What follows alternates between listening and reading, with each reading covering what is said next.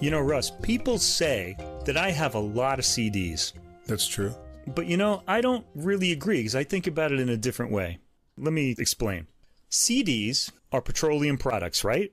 Right. And petroleum, well, it comes from years of like algae and plankton and stuff like that. But let's never mind that. People say on the internet, which is always right, of course, that it comes from dinosaurs, right? So you get petroleum from dinosaurs and things like that. And it occurs to me that I still don't have an entire dinosaur's worth of CDs.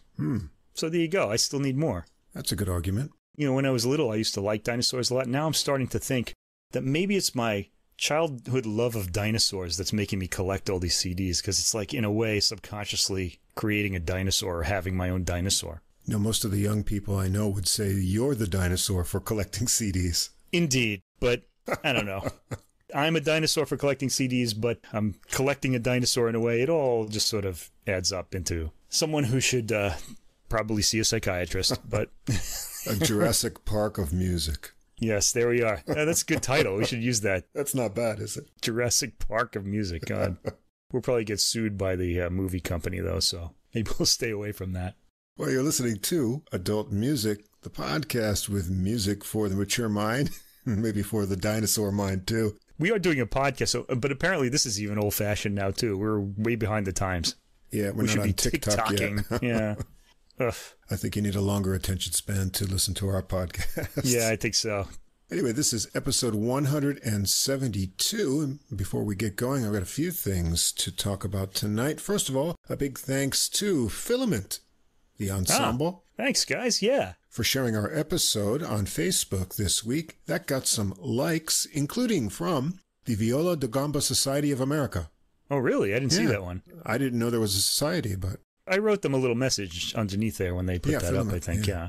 So if you missed last week's episode, be sure to check out Filament's recording, Alchemy of Another. Yeah, great recording, by the way. Featuring the music of Buxtehude. Yeah. And here's some fine viola da gamba, violin, and harpsichord on there. And a great recording, too, which is always important. Yeah.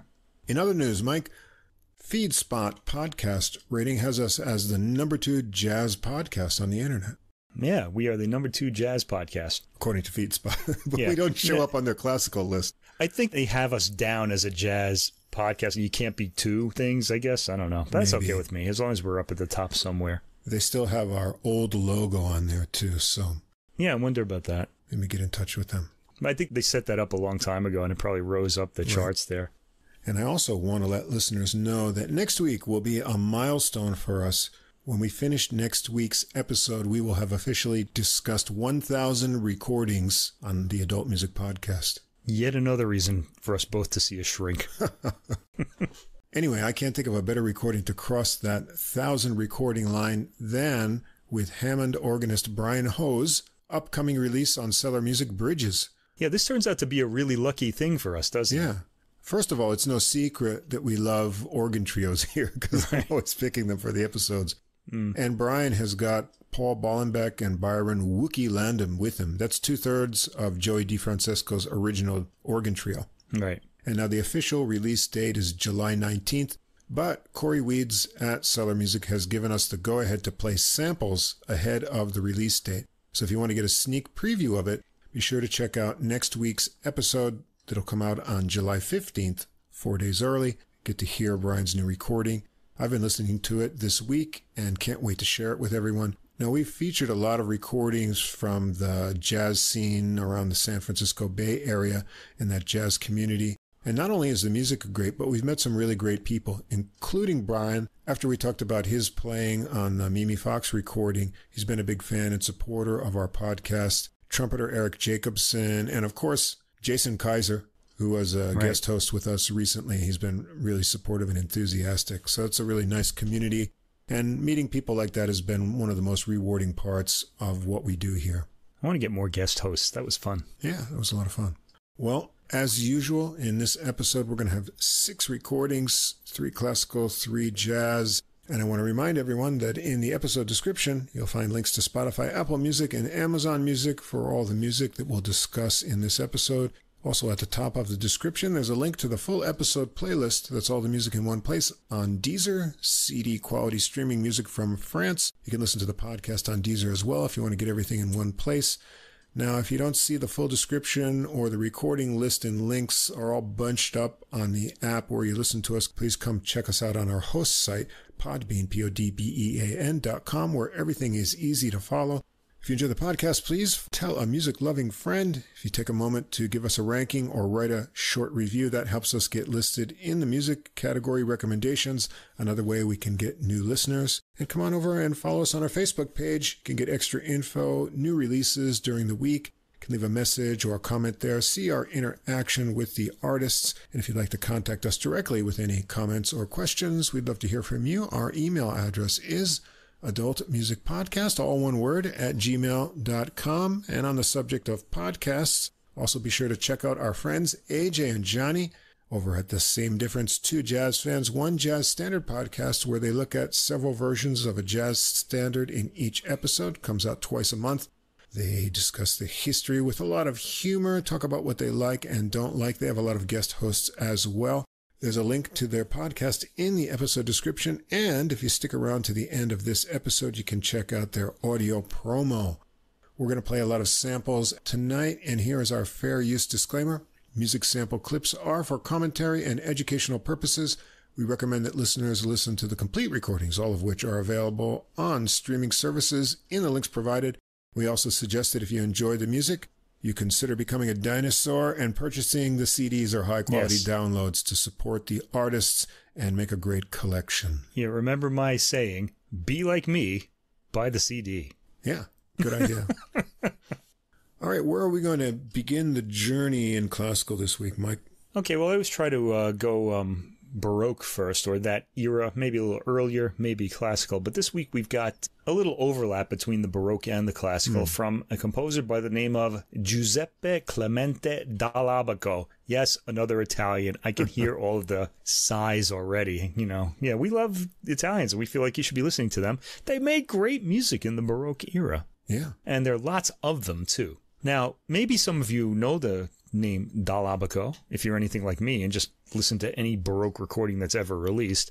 There is an Evaristo Felice Dall'abaco who's been fairly well recorded by now. This is his son, Giuseppe Clemente Dall'abaco. Lived from 1710 to, get this, 1805. Wow. That means he died at 95, and he lived in the late Baroque, early classical era. He was born before Haydn, and he was still alive when Beethoven was really at his peak, or approaching his peak, or at his peak, really. That's pretty incredible, especially in an era when most people died under 60. Yeah. So he lived to be 95. I hope it was a happy life. This is an album of his cello sonatas and duos, subtitled The London Manuscript, Volume 1. I'll explain that in a moment. The musicians are Julia Nilsen-Savage on cello, Candela Gómez Bonet on cello, and Shin Hwang on harpsichord. And this is on the Da Vinci Classics label, quickly becoming perhaps our classical label of the year. They're new to us this year, and we've already featured a lot of their albums on recent podcasts. And I'm still looking at their new releases. There's still really good stuff coming out on there. Really interesting music, a little bit by the wayside, you know, just outside of the mainstream classical. And it's all good stuff. Anyway, this was released on May 24th. So what is it, July now? We're a month behind here, but that's okay. I wanted to do this. We'll catch up. Yeah, we'll definitely catch up next week. The London Manuscript, referred to in the album's title, is found in the British Library in London. And for those who are scholars out there, it's Music Manuscript 31528.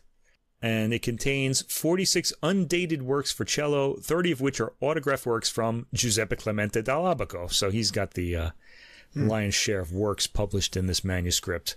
The vast majority of Giuseppe Clemente Dall'abaco's works were written for the cello, and we hear his more virtuosic sonatas on this recording.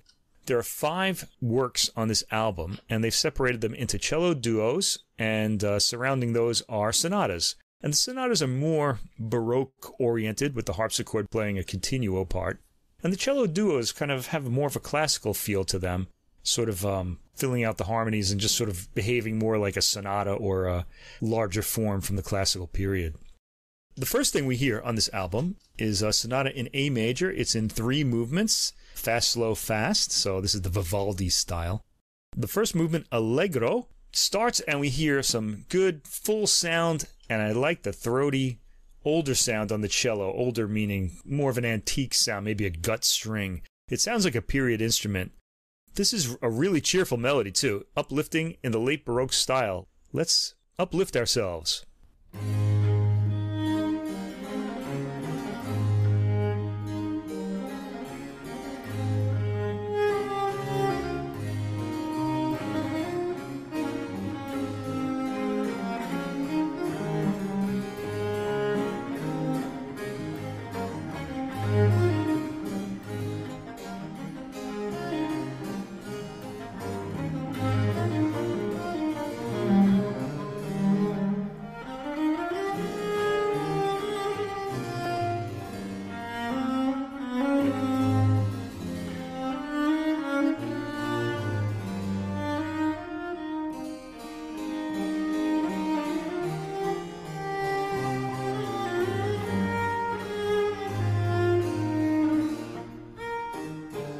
All right, we're never going to get to that cadence, but that's okay because we're happy. This is a really cheerful sound.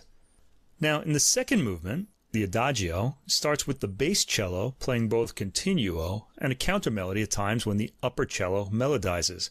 It's another pleasant, catchy melody, and Dall'abaco has a great ear for melody too. Let's hear a sample of the Adagio.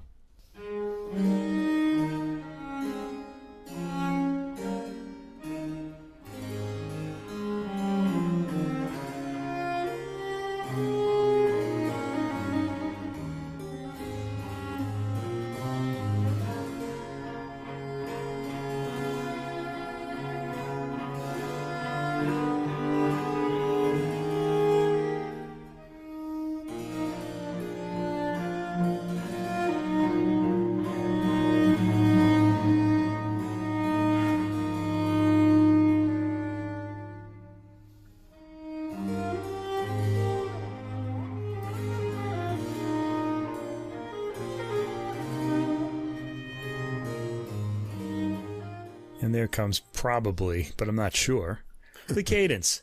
Dall'abaco seems to be very good at prolonging those. By the way, I want to mention that on this album, one of the cellists is in the left channel, or panned more towards the left channel. She's actually in both channels. And the other is on the right, and I'm not sure which is which, so I'll just be mentioning the left channel and right channel. Because the parts do change, and we're not really sure who's playing what here. All right, the third movement is an allegretto. The playing has a bit more lift to it, as in a Baroque dance, and I love the phrasing on the lead cello. All 3 movements fall on the ear pleasantly, so right away I'm really excited about this recording, and there's more to come. It's a good recording, a little on the dry side, but there's enough room sound on this to make it breathe. The B section of this movement has a bit of a more stiff-backed rhythm and some spice in the passing harmonies. The lead cello, I think, is the left side. The phrasing is really good on the lead cello in this part. I really enjoyed that. Actually, it's good on both. It's very song-like and appealing movement. Okay, the 4th through 6th tracks are the cello duo in A minor. No harpsichord on this one. First movement, track 4, Allegretto. This actually starts a bit on a weighted, dark tone. We only hear the 2 cellos here. One leans toward the left channel, the other toward the right. They switch roles often. They don't switch channels, they switch what they're playing, so you can hear it. The melody move from ear to ear, like you're listening to a Pink Floyd album. One cello plays the main melodic material, and the other plays the bass line, which is also melodic. As compared to the first piece, the rhythm is a bit softer and more contoured than in the more sharply etched rhythm heard in the previous sonata with the harpsichord. The overall tone is heavier in this movement than anything in the preceding work. The 5th track is the second movement, the slow one, Andante, and this has a lovely floating melody followed by strongly attacked bowed accents. It's sort of humorous, and I thought a bit more of that humor could have been drawn out, but we do get the humor. There's a flowing sort of B section in the theme, heard at the 30-second mark, and in this sample I'll try to get all of that in.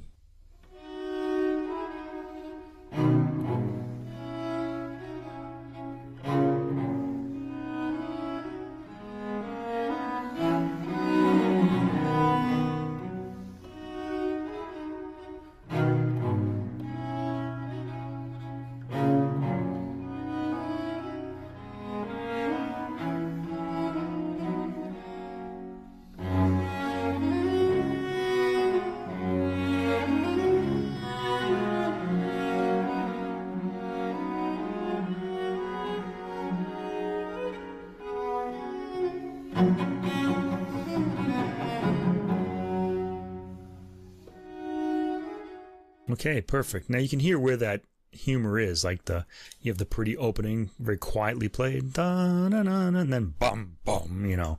So that contrast kind of gives a little humor. And the musicians, I thought, could have done more with that, but we do get it, so there's no real problem there. The movement is full of slow, gentle themes, interrupted by momentary bursts of energy, as in that opening theme. So that becomes sort of a motif throughout the movement. It's an appealing listen, rather fun. The humor comes across, but I think there's more to this movement than we're actually hearing in this performance. The sixth track is the third movement. It's a minuetto, moving to a menuet en rondeau.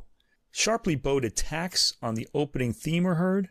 The movement is given a dancing rhythm. It's minuet paced, but the theme sounds like it might like to have more energy. There's a nice sort of sul ponticello effect on the bass cello in the menuet en rondeau section, which rather surprised me. It's played in the left channel cellist and handed off to the right channel. The other cellist melodizes during this. The minuet theme actually does speed up and get more energy when it's repeated at the end, so I'm going to sample the end of this track so you could hear it at its best.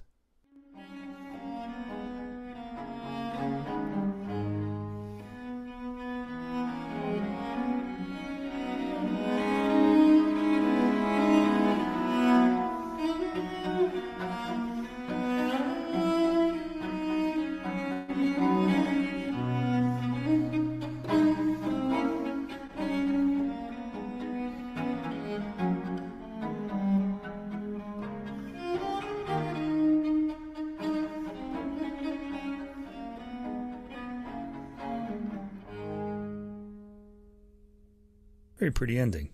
Tracks 7 through 9 are Sonata in G major, the harpsichord returns.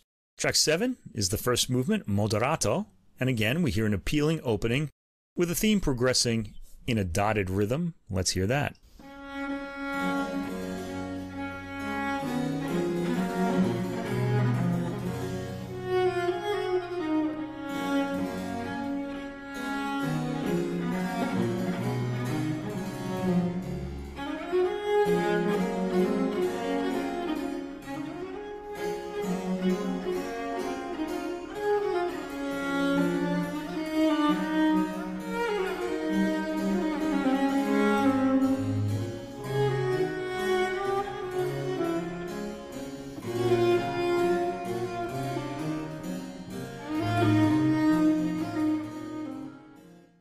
The cellist playing the melody gets a lot of subtle expression into her playing. Listen closely for those subtle changes of bowing strength and dynamics. We get some appealing darkness in the harmony around the 2-minute and 40-second mark, and after, as the music works its way out of that space, returning to an engaging opening theme at the end. Track 8 is the second movement, Andante. The rhythm in the bass solo has a creeping quality to its line as the melodic cello in the right channel plays. It's played with subtle expression. Listen especially to the repeated notes to hear this, and I'm going to sample this from around the 1-minute and 40-second mark.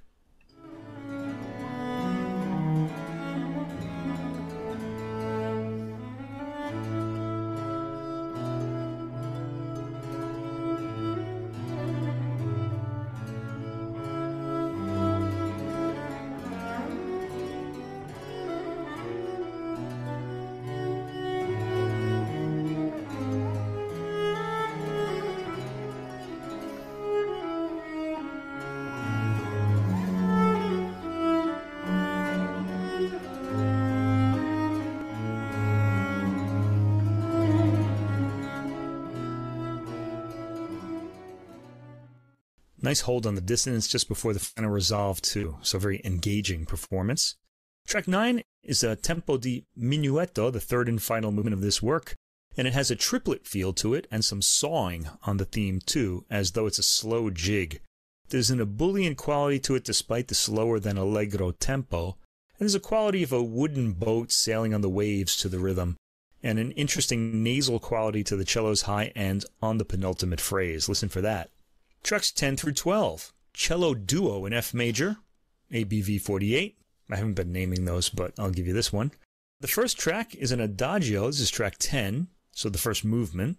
The opening is the sound of one cello playing double stopped. The other comes in on the left channel playing a higher melody. It's a nice effect.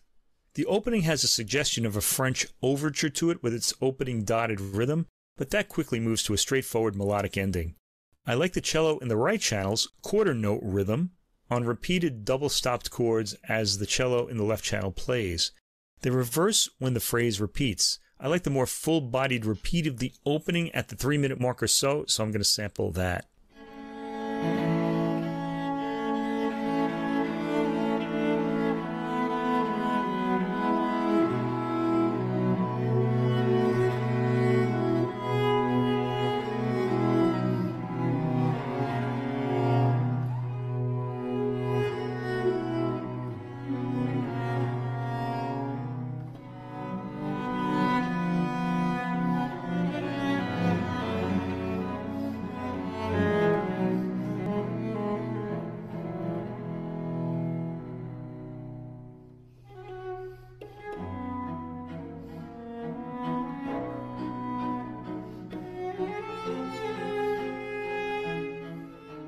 And the music goes in a new direction there. They're really digging in, sawing with those bows. I really like it. The movement is proto-classical with a developmental section and a repeat of the opening material at the end. It's got some appealing interrupted or delayed cadences that leave the listener delighted. Track 11, Allegro moderato assai. This is the middle movement, the second movement. It's odd to have a fast movement like this in the middle, and the motion of the two cellos lines makes the opening odder still for the period. Let's give this a sample.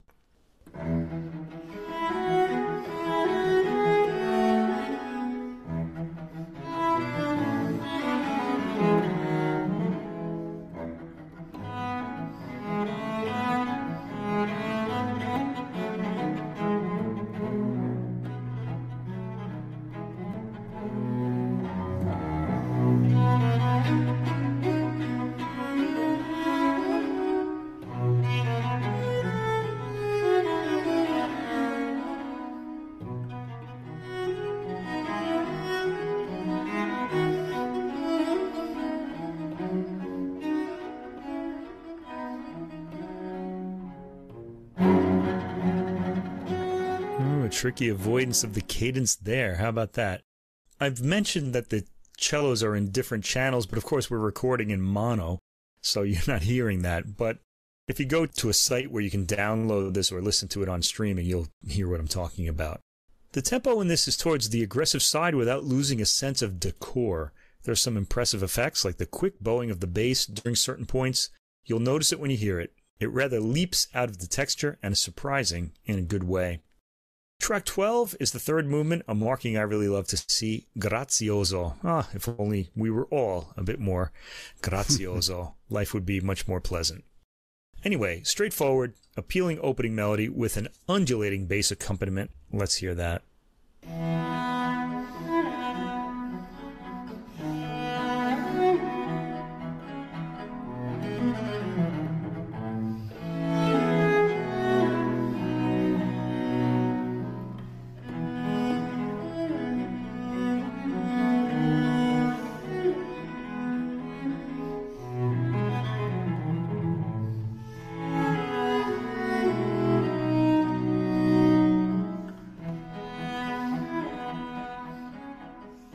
Maybe ticking or pulsing would have been a better word than undulating there. Undulating kind of sounds more like water waves, doesn't it?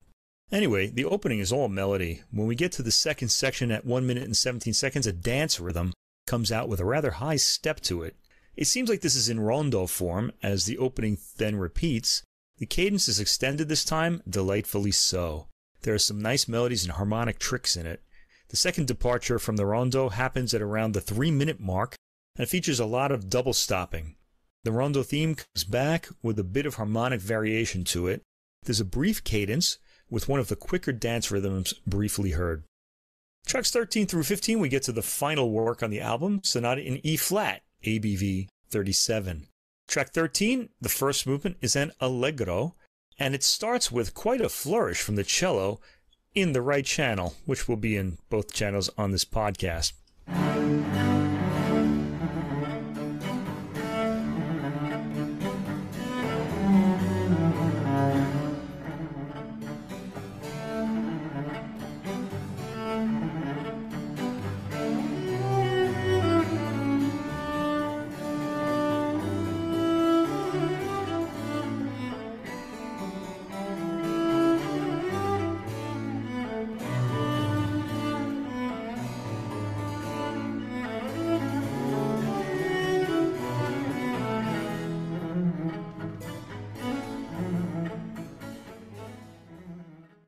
The movement has a pleasant chugging rhythm, and the theme is pretty repetitive until the cadential material comes in.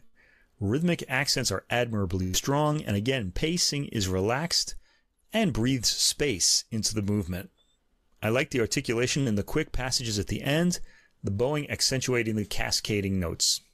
Track 14, Pastorale Siciliana, is the second movement.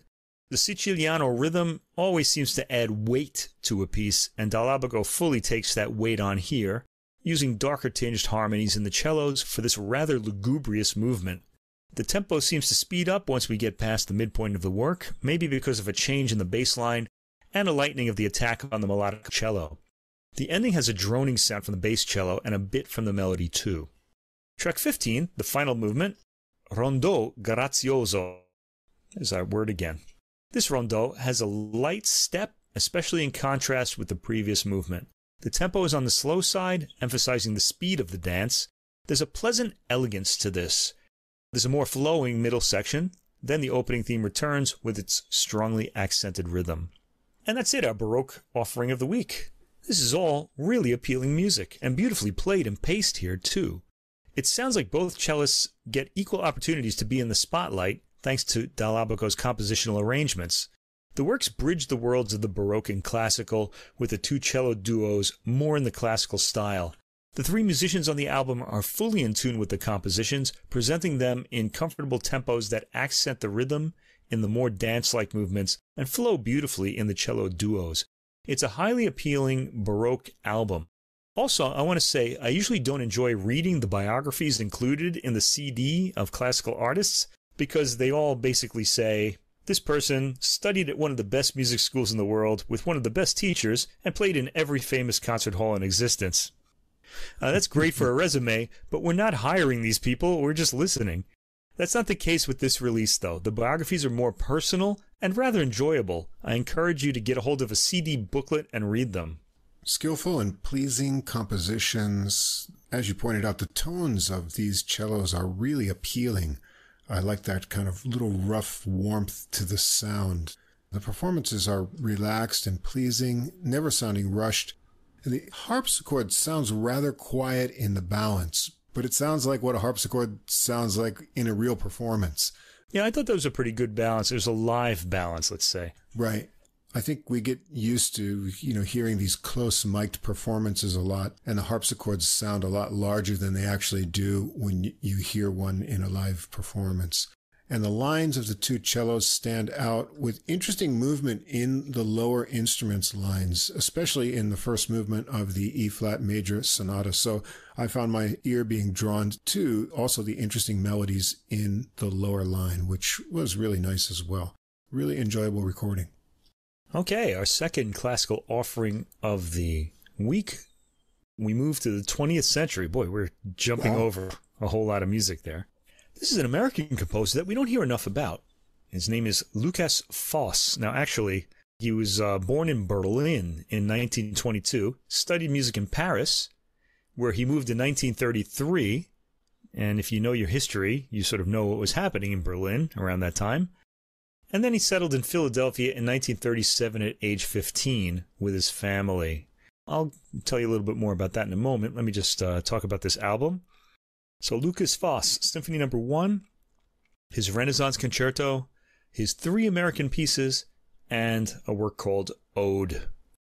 The artists on this are Amy Porter on the flute, Nikki Chooi on violin. I hope I'm pronouncing that name right. This is performed by the Buffalo Philharmonic Orchestra, conducted by Joann Falletta, a name I've heard quite a few times. On the Naxos label, released on May 24th. We're really going back in time a little bit here. Okay, so Lukas Foss studied at the Curtis Institute of Music when he was in Philadelphia in 1937, when he was 15. He studied piano, composition, and conducting. After his experience at Curtis, he strongly identified as an American composer, and today we think of him as one. He's really associated with American music. He once said, to have a big foot in the future, you've got to have a big foot in the past. That creates real strength. And 3 of the works on this recording fall into his early neoclassical period.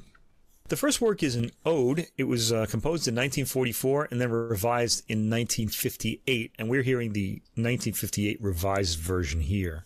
In 1944, Foss was residing at the McDowell Colony in Peterborough, New Hampshire, This work expresses Foss's feelings about the loss of American lives during the Second World War. Now remember, he's German, but he's, become American. Now, I don't think anybody living in America, Germans as well, were sort of supporting the Nazis in World War II.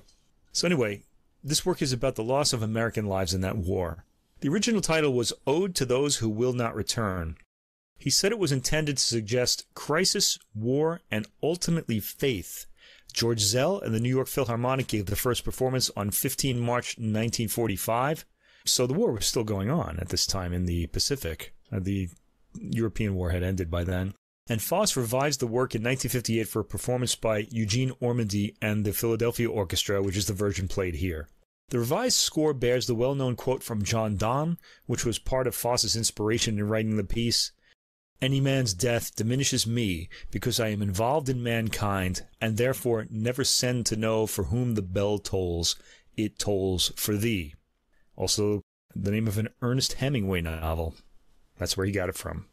The piece starts with a very quiet trudging rhythm, or maybe a clock ticking. It sounds heavy, as though sticking in mud as it makes progress.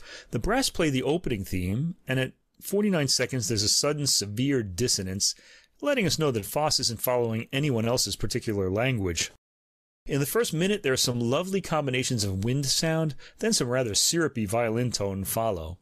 In the second minute, percussion propelled the theme into our ears, then the opening trudge is faintly heard in timpani as the orchestra continued to elaborate on the theme. And I'm going to go 2 minutes into the work and sample that part.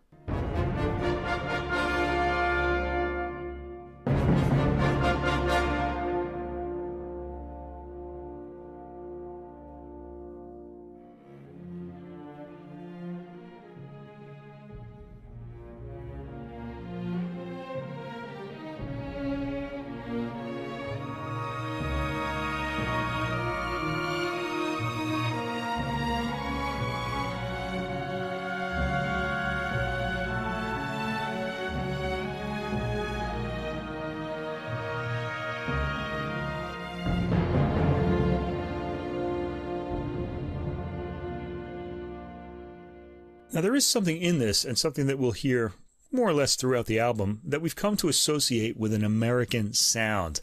This sense of this big, wide-open musical space that isn't all being used because it's just so wide.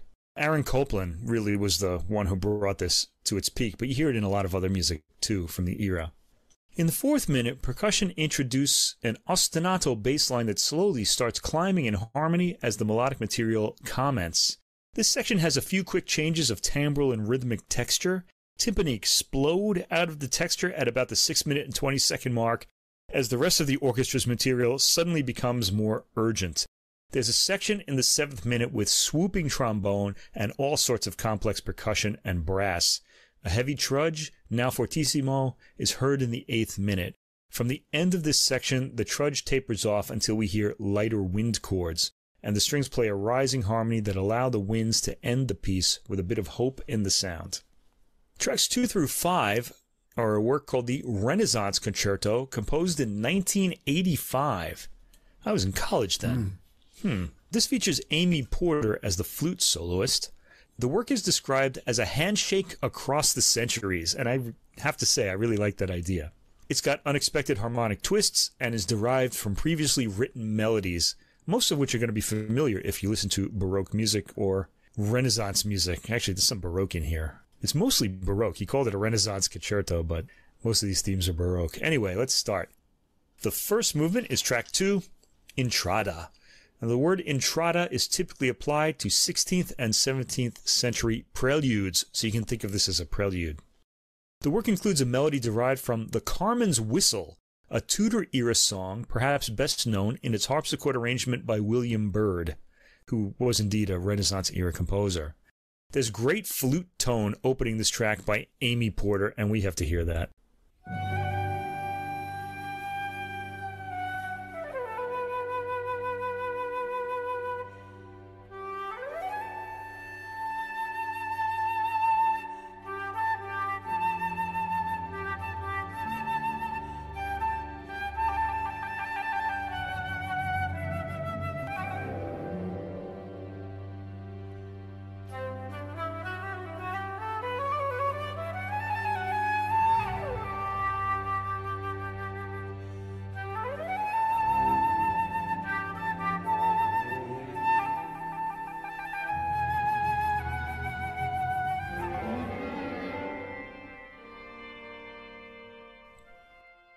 And the orchestration continues after that. It's a pretty interesting movement. I really love this because of Porter's tone and playing throughout.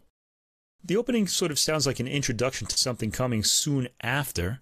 A distant Baroque fanfare is heard in the brass, and the flute has some athletic, swooping lines. It's attractive melodically from the beginning. At 1 minute and 45 seconds, a dancing rhythm begins, sounding like something out of the Renaissance. It has a pleasant bounce and attractive melody. I like the brass writing here too.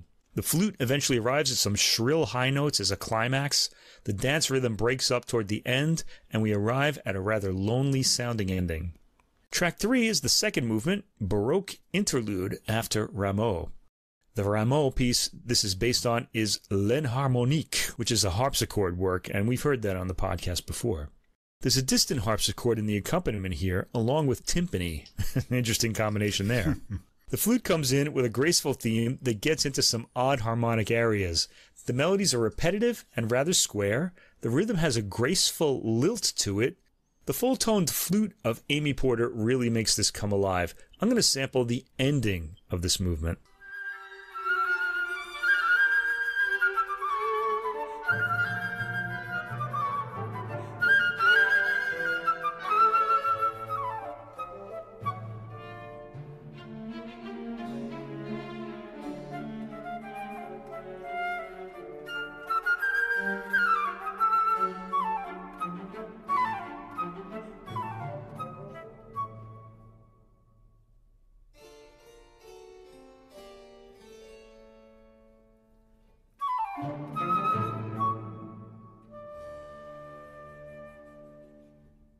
All right, so a little teasing ending there, and we did get to hear that distant harpsichord as well.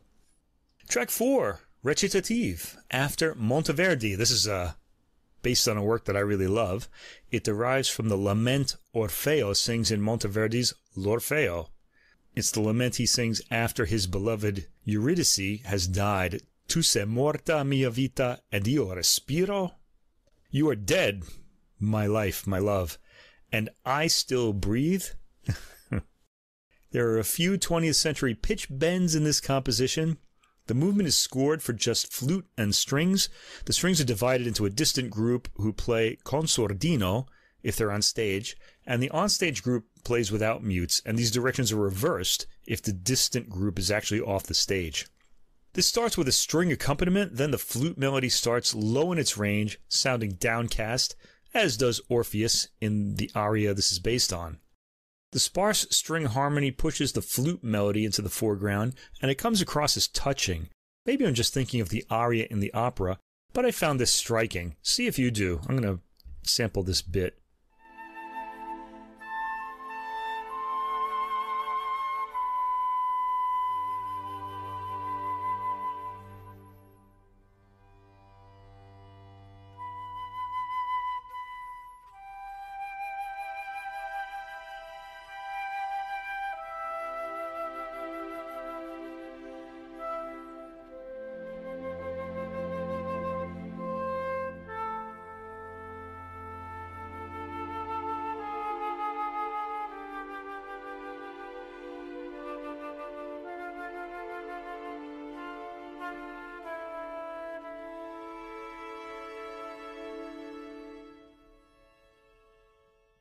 The piece moves slowly and has a flow to it.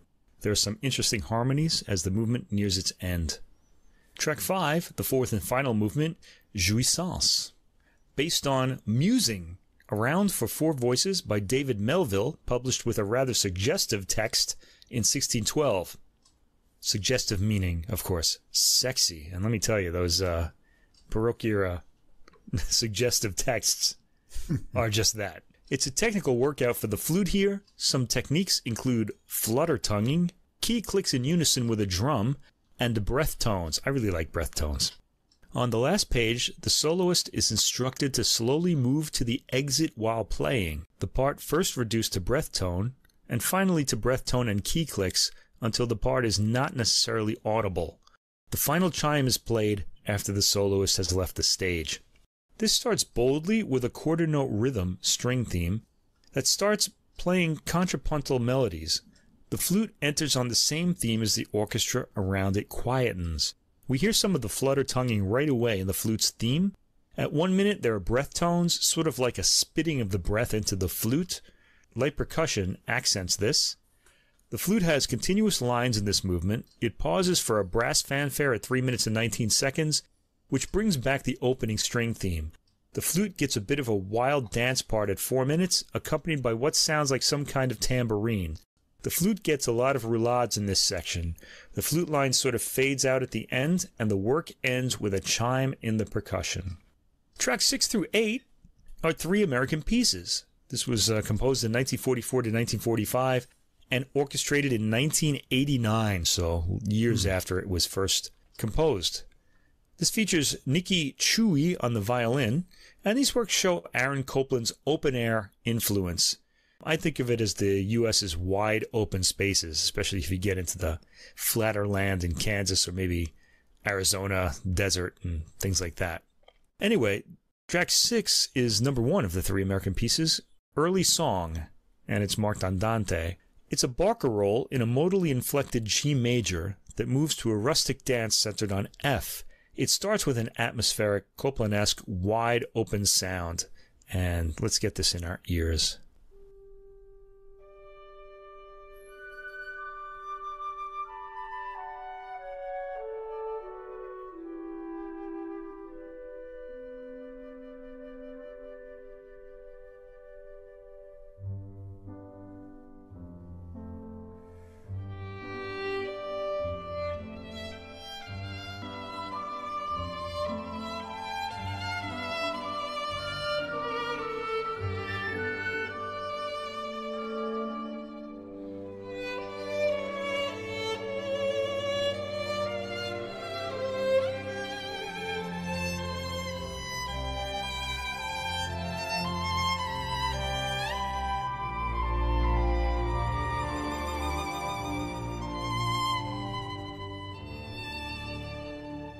Man, I almost couldn't fade from Nikki Chooi's beautiful tone and playing on this track. The violin comes in with the folk-like melody sounding attractive and full-toned here, breathing well into the spacious acoustic. The middle section speeds up and features skittering lines. This section suddenly ends and goes into 1-2 with the third beat silent in the bass line. The violin plays a new homespun melody. Chooi has a nice flow with the melody and shapes the American themes perfectly.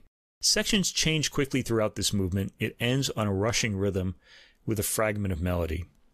Track 7, number 2 of the American songs, Dedication, marked lento.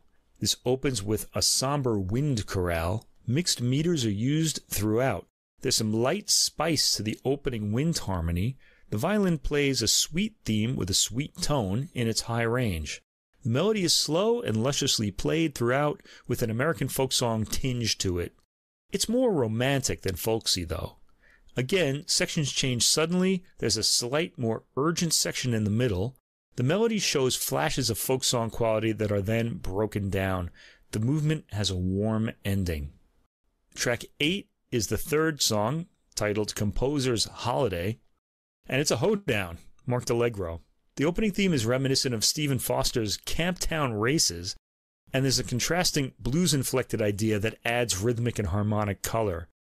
Distantly booming timpani accent the wind figures. The hoedown melody is very straightforward. Let's hear that.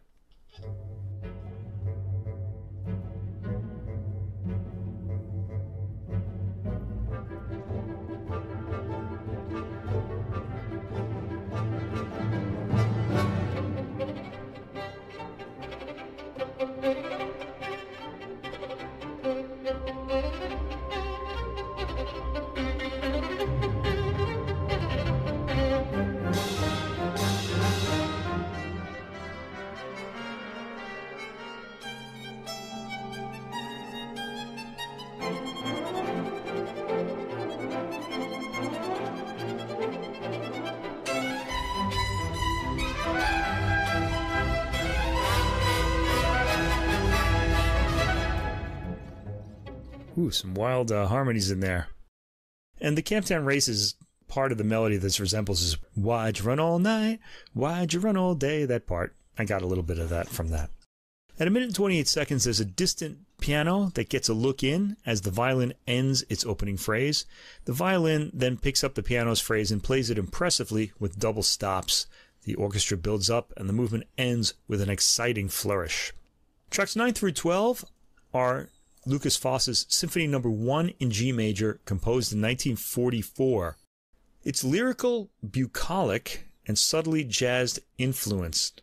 Fritz Feiner, for whom Foss had studied conducting at Curtis, led the premiere with the Pittsburgh Symphony on 4 February 1945. Foss was 22 when he composed this. Nice start to his career, huh?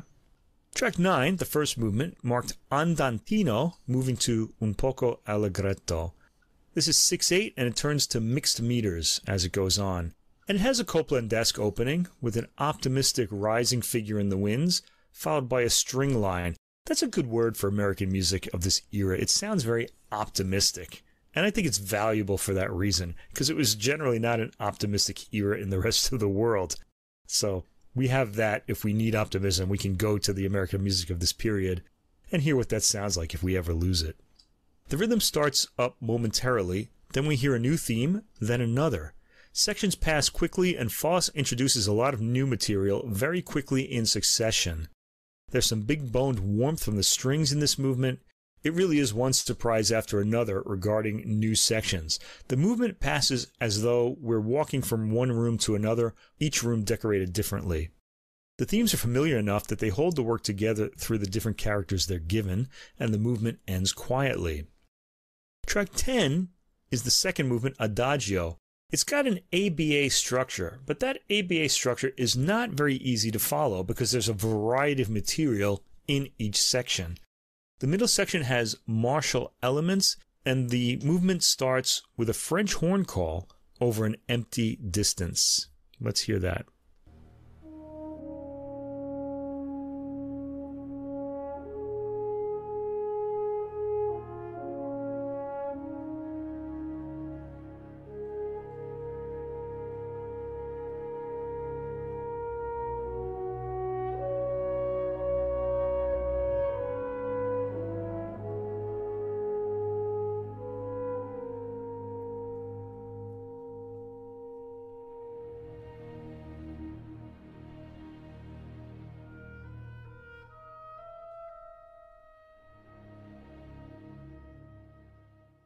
The theme develops through various wind instruments over spacious warm string comments. The B section starts in the second minute and features a slow chugging rhythm with a fanfare-like theme. There are some pretty big timpani accompanying at one point, a sound I think of as quintessentially American. The rhythm dries up slowly, becoming syncopated, and the A section takes over again. Track 11, the third movement, Scherzo, vivace. This is in rondo form. You could think of it as a scherzo with two trios. It's got a big explosive opening from the orchestra, quickly quietening to some complex texture. Let's hear the opening of this.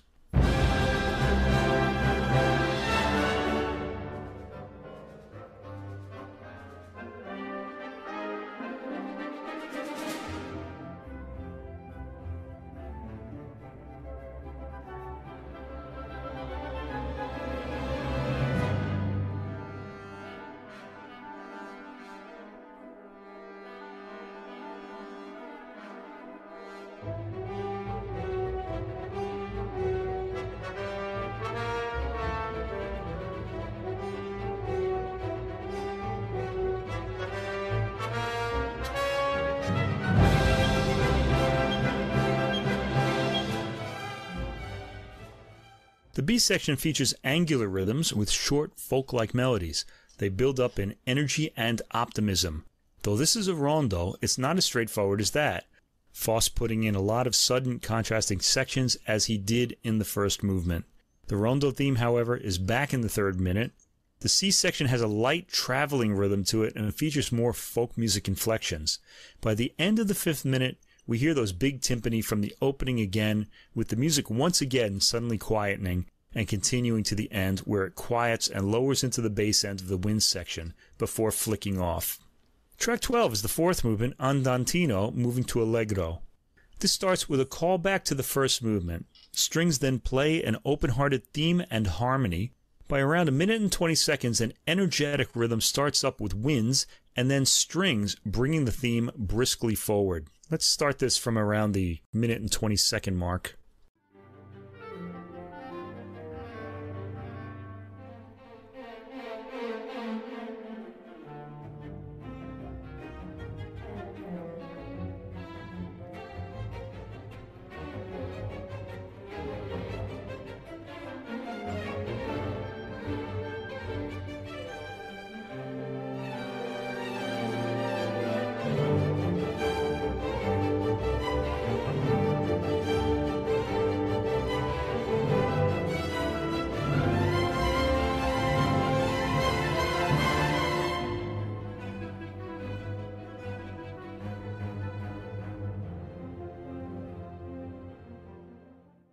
This theme and rhythm build up and detour a few times as well. There's a train-like quality to the rhythm.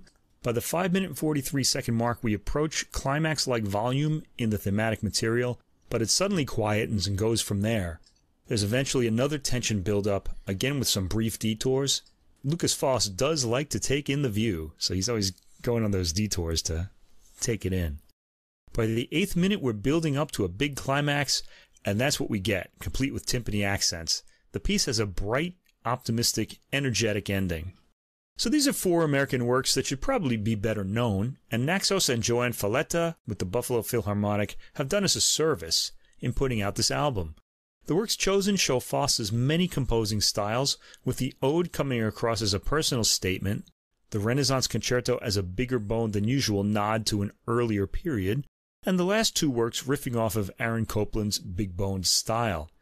It could be that because there doesn't seem to be any one Lukas Foss sound, that his music isn't played often, but his music is appealing and inventive. The highlights for me were the Renaissance Concerto and the 3 American pieces, and that's because of the fantastic tone and phrasing produced by the soloists in both of those works.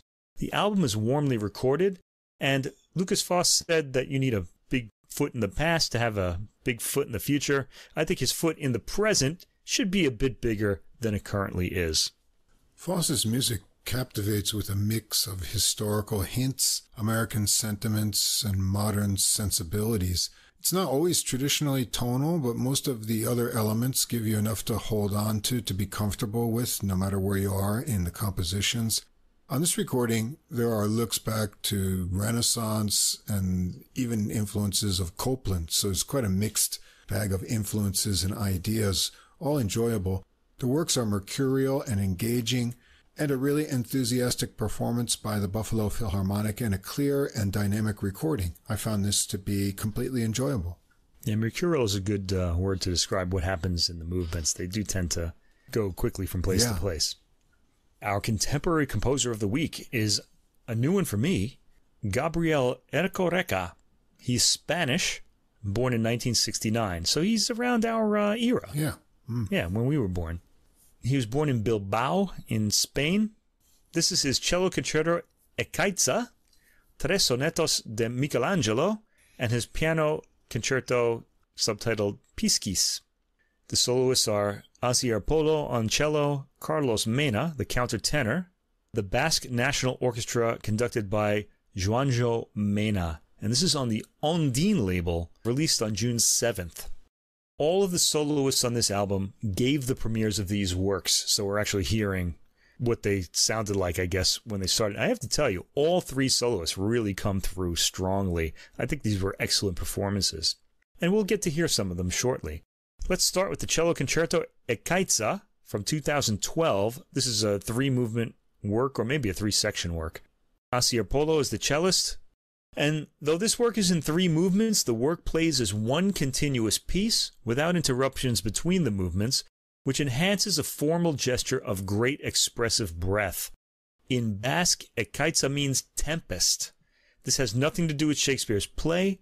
Rather, the storm reflects the nature of the composition, and having heard the composition already, I can tell you, yes, it does. Erkoreka says the work is not intended to be descriptive. So in other words, there's no story to it, but it does kind of give the feeling of the power of nature. The first movement, track 1, mainly indulges in the low sonorities of the cello, It starts with some interesting sonorities and some sawing on the cello. There's percussion in there, adding texture. Let's get a listen to this opening, which defines its own unique set of sonorities.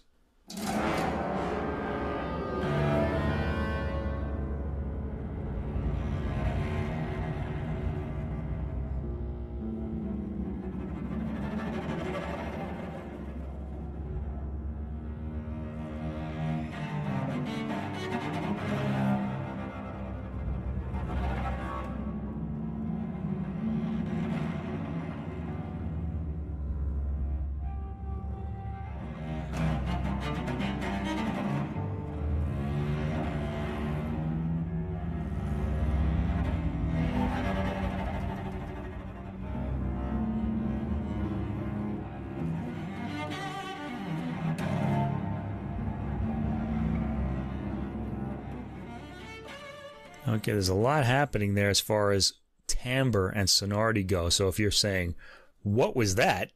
I urge you to focus on the timbre, the sounds that the instruments are making, okay, and what their quality of sound is. The solo line on the cello is heavily textured and visceral, attacking hard with strong pressure from the bow, and I rather like the orchestral camouflage that enhances the cello's sound and makes the cello sound like it's in its own unique environment. Use of percussion is discreet and has a punctuating effect. The music quietens down a bit in the third minute. I have to say the cello soloist has nothing but virtuosity throughout in producing the sounds and tonal textures in his part. Polo takes an energetic approach and seems to pounce on every phrase. Sonorities in the orchestra often shift, keeping the ear interested. This track comes to an end with some lightly brushed out sonorities and goes into the next track with a distant echoing effect. There is a brief pause, even though the notes say that all three of these movements link together. In track 2, the second movement, the cello has a cadenza, which is unusual. Usually cadenzas are in the first and third movements. The movement starts with moaning, wind-like effects from the cello, descending in a slow glissando. The descending line seems to be a theme here. We hear it often. It's like a plane crashing after being shot out of the sky. Now, I really know people love to hear images like that in music, but that's just sort of what it made me think of. Harsher, high-frequency effects follow in the cello, who's really all over his range in this piece. The music actually made me smile, so over the top are the cello effects. The cadenza comes in the third minute, and I'm going to sample a bit of that.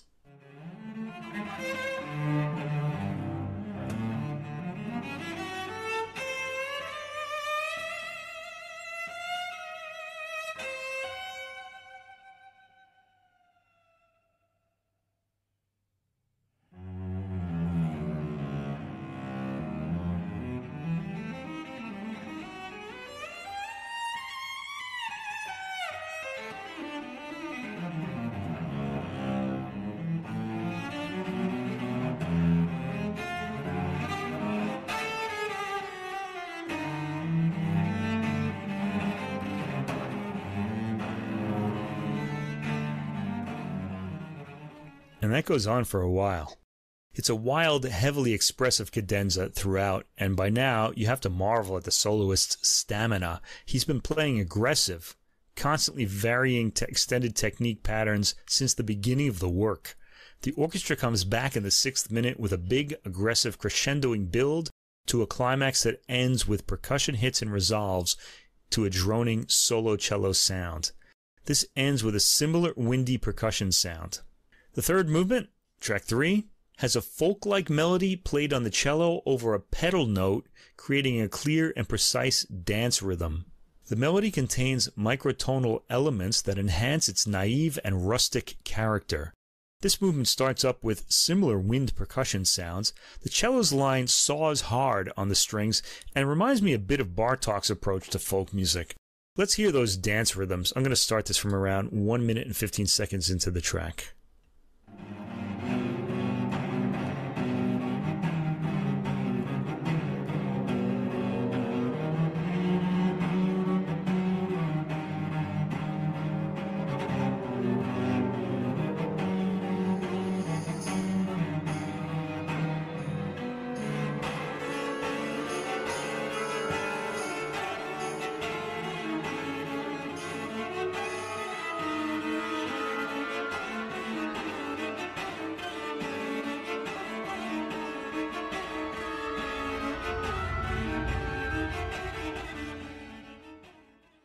The orchestra gets some time to vary the rhythm in the second and third minutes and add some color to it. The cello, when it comes in, sticks to that opening aggression and rhythm. In the fourth minute, the cello's dance rhythm gains more of a melody for a moment. The piece sort of fades to the distance as the cello line peters out. Tracks 4 through 8 are the Tre Sonatos de Michelangelo, composed in 2009, and this features Carlos Mena as the countertenor. The cornets on this, and then by cornets it's their older kind of wind instruments, these are François Cardi and Nuria Sanroma. These poems have been set often by Wolf, Britten, and Shostakovich. Erkoreka's approach is different, working on the subjected creative force so well represented by the slaves sculpted by Michelangelo. They're works that point out the tension between the finished and unfinished. What they are, you can still see the block of stone, and then there's the image of a man trying to push the stone away from him, like he's trapped in the stone and trying to free himself. Now, I have to mention, translations for the original Italian text are not given, and that's a problem. They're not easy poems to follow. To be honest, they're not really easy to follow in English translation either, because they're kind of, they're very dense and heavy in Renaissance-era symbolism and language style. Even with translations, it's kind of hard to make out what they want to say. You really have to spend time with them. Anyway, track 4 is the Soneto, let's say 18. I'm not going to say the Italian. Anyway, the main character in this sonnet is fire. The orchestral material is mysterious and eerie, suiting the setting of the otherworldly countertenor voice. There are clashing light metal percussion effects reflecting the working of the iron in the poem. There's a lot of interest in what's going on in the orchestra while the vocalist sings.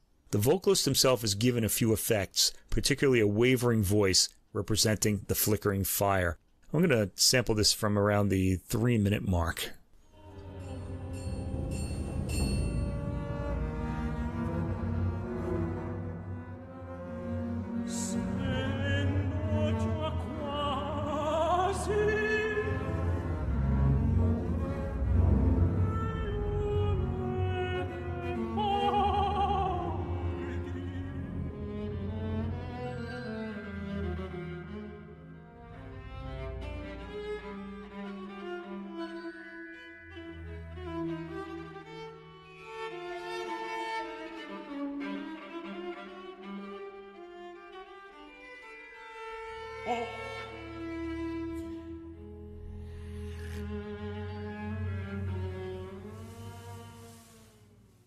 Now you notice the flickering in the voice and in the cello represents the flickering of the flame of the fire that's being characterized in this sonnet.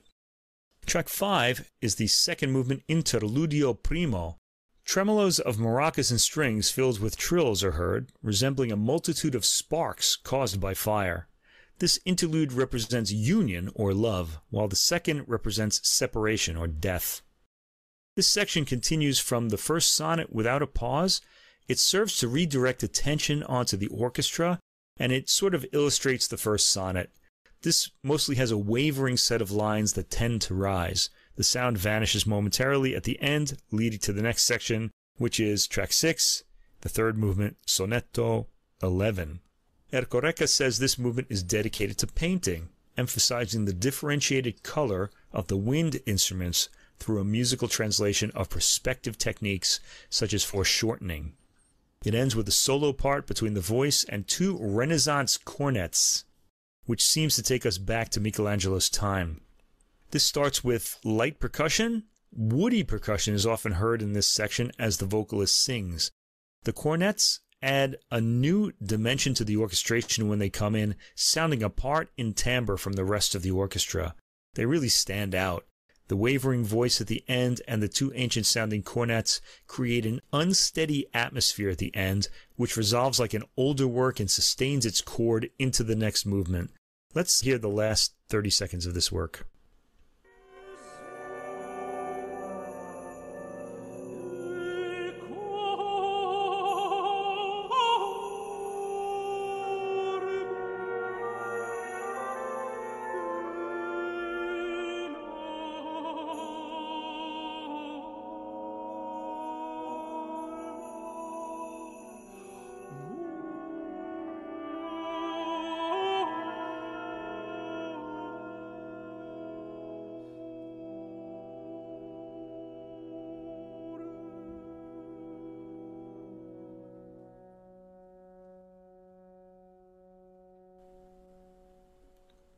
Track 7 is the Interludio Secondo.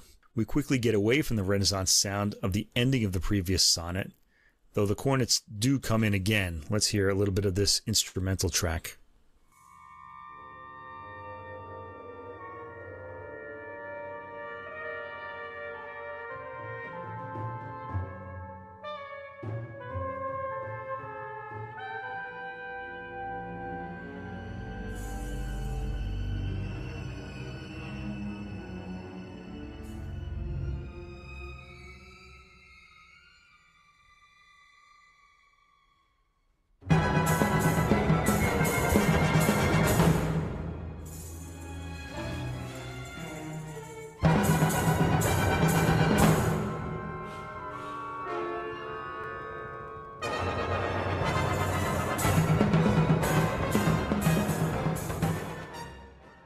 The material is mercurial and moody in this section, exploding into some aggressive fortissimi in the first minute.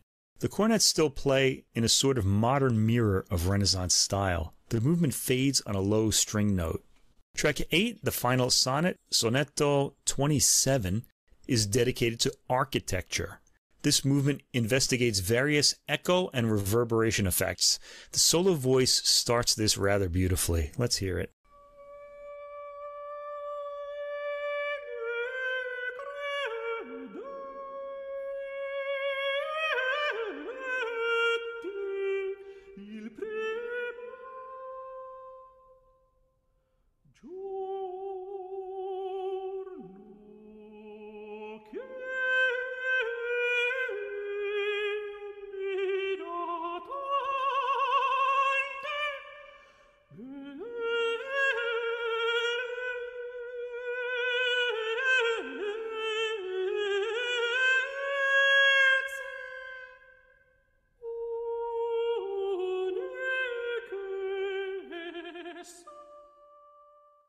That wavering tone comes in every once in a while, a feature of the writing in this work. In the third minute, slowly pulsing cornets accompany the voice. The orchestral sounds become lighter and more ghostly in the fifth minute. Like the cello concerto we heard before, this work ends seemingly in the middle of a musical event. The final line simply tails off. Tracks 9 through 11 are the piano concerto, subtitled Piscis, and this was composed in 2021 to 2022. Alfonso Gómez is the pianist. The title of the piece refers to the sign of Pisces. This is its Spanish pronunciation. Erkoreka is a Pisces, so with the title Piscis, he intends to highlight a self-referential component linked to his own music in his first piano concerto. Track 9 is the first movement. It starts with some complicated piano harmony and swirling figures in the orchestra.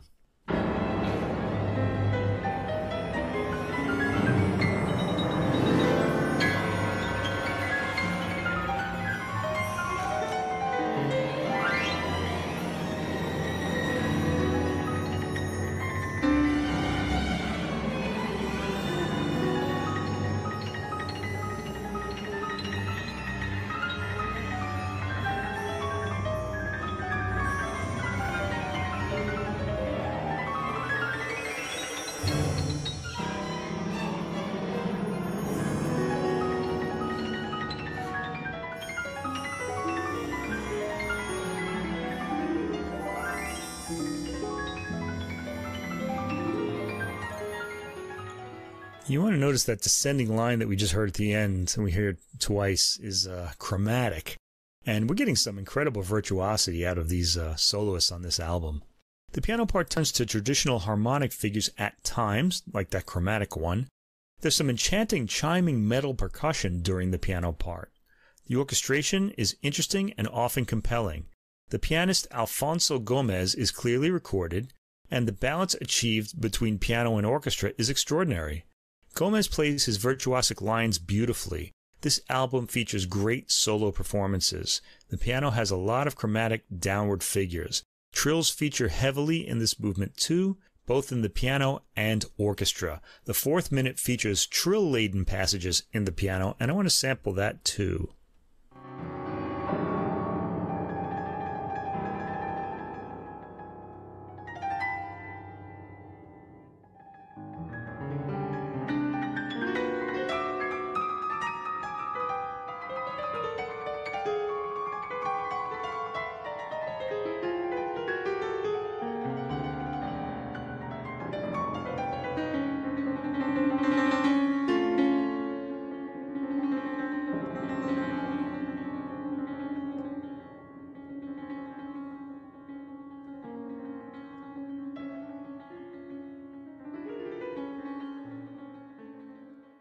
So a lot of familiar figures in this very unusual sounding music.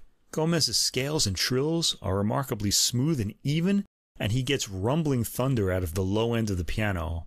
In the 6th minute, the chromatic line in the orchestra is reversed and it's heard rising. The piano gets a furious repeated chord solo. Gómez is really hammering on these chords as timpanis start booming out of the orchestra. The piano eventually gets to a descending chromatic line to break things up in the orchestra. The ending is pretty exciting with a propulsive piano line that finally ends on a ringing bass note. It rings into the next movement, which is the second movement, track 10, and we hear very low reeds after another bass piano note. It sounds like a contrabassoon and a tuba, or possibly a bass clarinet. Anyway, they're cool sounds, and let's sample them.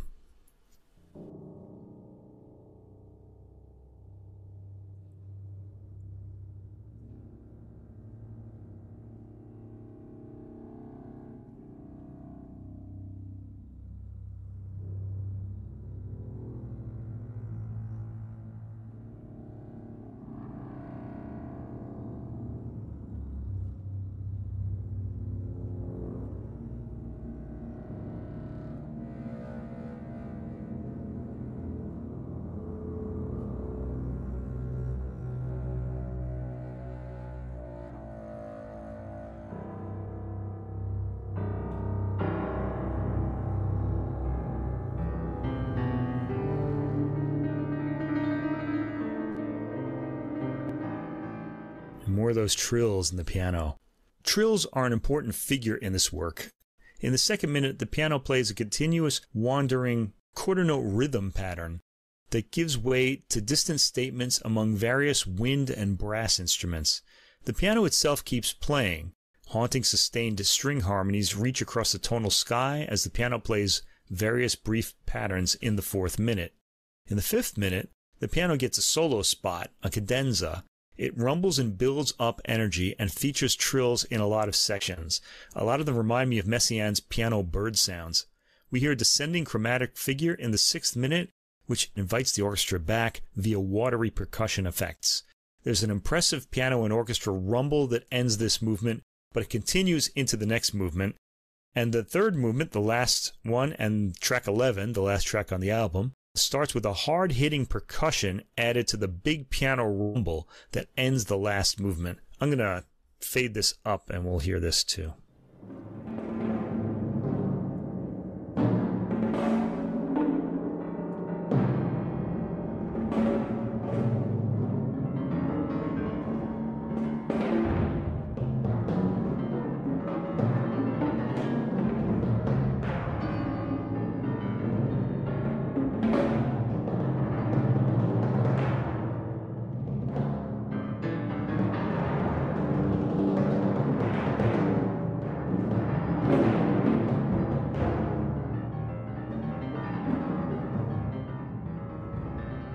Whoa, a lot of activity there. The percussion takes it over as the piano starts playing chromatic figures, another theme of this work. The piano gets another brief solo appearance in the 2nd minute, which ends with Gómez playing a hammered-out ostinato figure as the orchestra comes back, blanketing him with sound. These include chiming percussion. There are intriguing sounds in this work. In the 5th minute, everything quiets down, and the piano emerges solo again. In the 6th minute, the piano starts a fast, moving scalar line, punctuated by hard-hit tone clusters. The piano takes off in the 7th minute, showing some amazing virtuosity, and before we end, we're going to have to hear a bit of that.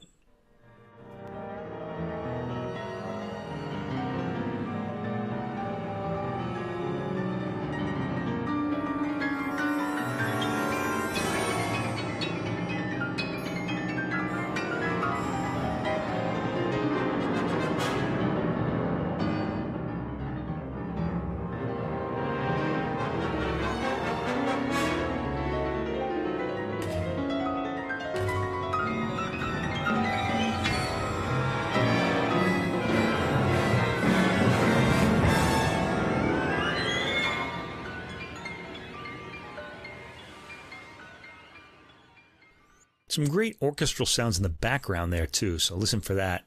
This ends with twinkling figures in the high end. It loses energy, there's a diminuendo, and then everything finally stops. The piece ends on a very quiet bass note played by the piano. Well, what a change this was from last week's Gabriel Piano Trios album. This album is not for the faint-hearted. You've got to have an ear that enjoys shifting timbres, or the special qualities of certain instruments and their combinations. These timbres are more fascinating than beautiful, though there's quite a bit of beauty in there as well. The cello concerto ekaitza does indeed have the aggressive energy of a Tempest, and the soloist Polo contributes a remarkable performance. I was rather taken by the aggressiveness and the sonorities in this work. It certainly made an impression. Carlos Mena gives a haunting performance in the Michelangelo sonnets. Though I regretted the lack of translations for these texts, they wouldn't have helped much, as the texts deal abstractly with Michelangelo's own personal struggles. These works have as much interest in the orchestration as in the vocal lines, all acting as a piece. Piscis, the piano concerto, was probably my favorite work on the album, with its chaos coming into order via trills and descending chromatic lines, which represent order without actually establishing it. Alfonso Gómez's performance in this work is powerful, and the work itself appealed to me through the contrasting chaotic lines and chromatic ascents and descents. The intriguing orchestration is appealing too, and rather softens the harshness of the conflicting sounds. The performances by the soloists on this album are astonishingly brilliant and have real presence. It's that makes the music and the album compelling. Music like this requires great performances, and we get that here. The music may be a challenge to some listeners, but I'd suggest hearing it. It may make you feel things you didn't think you were capable of feeling. I kind of found this interesting too, although it's probably one we can put on the not for date night list. A guy who would say the same. Yeah. For me, I enjoyed the cello concerto most. You know, when I was listening to it, I don't know if it was just the mood I was in, but I was like recalling Jimi Hendrix and how he took the guitar and made sounds that no one had heard before, you know, and some people thought, oh, this is really ugly. But I thought it was interesting because I really love the cello, and I like to hear it used in, you know, new ways and to create sounds that I don't expect from it. So I was really drawn into that. I also found the piano concerto really enigmatic and unusual, but like you say, kind of order from chaos coming out in the end. And the sonnets for me were the least appealing part. I just didn't find them that intriguing to me, but I didn't look up the text. I was just listening to them for their musical quality. Yeah, they were the ones that attracted me the least, but I still liked them. I don't want to put them down. The wavering voice and thing like that was pretty interesting as well. But yeah, definitely the cello concerto is really cool to check out. And there's some really interesting tonal qualities that come out of that, really unexpected ideas. I thought it was kind of fun. Okay, over on the jazz side, we've got a lot of variety this evening. We're going to start out with a new recording from guitarist Alexander Brott. It's called Leon's Lullaby on Fresh Sound Records. It came out June 14th. Alexander Brott's a Swedish-Canadian guitarist and composer who plays in New York City and Europe. After graduating from the Royal College of Music in Stockholm in 2015, he became one of the most sought-after guitarists in Sweden, and he traveled to New York City for long periods of time before moving there. Also on this recording, we've got Ari Roland on bass, Keith Bala on drums, and what caught my eye among all the other jazz guitar recordings is bass clarinet, played here by Stefano Doglioni. And jazz bass clarinetist Doglioni was born in 1986 in Feltre, Italy. He began playing classical clarinet at the age of 9, and since 2004 he's dedicated himself exclusively to the bass clarinet. He received his bachelor degree in jazz music at the Conservatory of Bologna in 2010, and he continued his studies at the Royal Conservatory and at the New School for Jazz and Contemporary Music in New York. This recording was made at Jet Studios, Brussels, Belgium, May 9th, 2023, engineered by Rudy Cocklet, mixed by Ryan Streber at Octaven Audio in New York, and mastered by Pierre de Wachter. The album notes have a quote from Brott. It says, quote, "I dedicate this album to my son, Leon. I wrote these songs during the first year of his life, a period which was incredibly intense but absolutely amazing. They all came to me fully formed at different times, and when they did, I was invariably busy with other duties, so I would just quickly write them down and put them aside. Later I revisited them and realized that they all served as a kind of time capsule, somehow capturing different feelings, places, and events that I had experienced during this beautiful, exhausting, and ethereal chapter of our lives. For that reason alone, this album will always hold a special place in my heart. Isn't that always how it happens? Like, you get the best ideas when you're just doing something else and you don't have time to get them down. So he's put them all together here, and this album does have a really unique kind of atmosphere to it. It starts out with track 1, Aria, a happy and charming opener. A 4-measure drum intro brings in the 32-measure melody. It's an AABA form with fun interplay between Barat and Doglioni is up first for the bass clarinet solo. Let's hear things get going.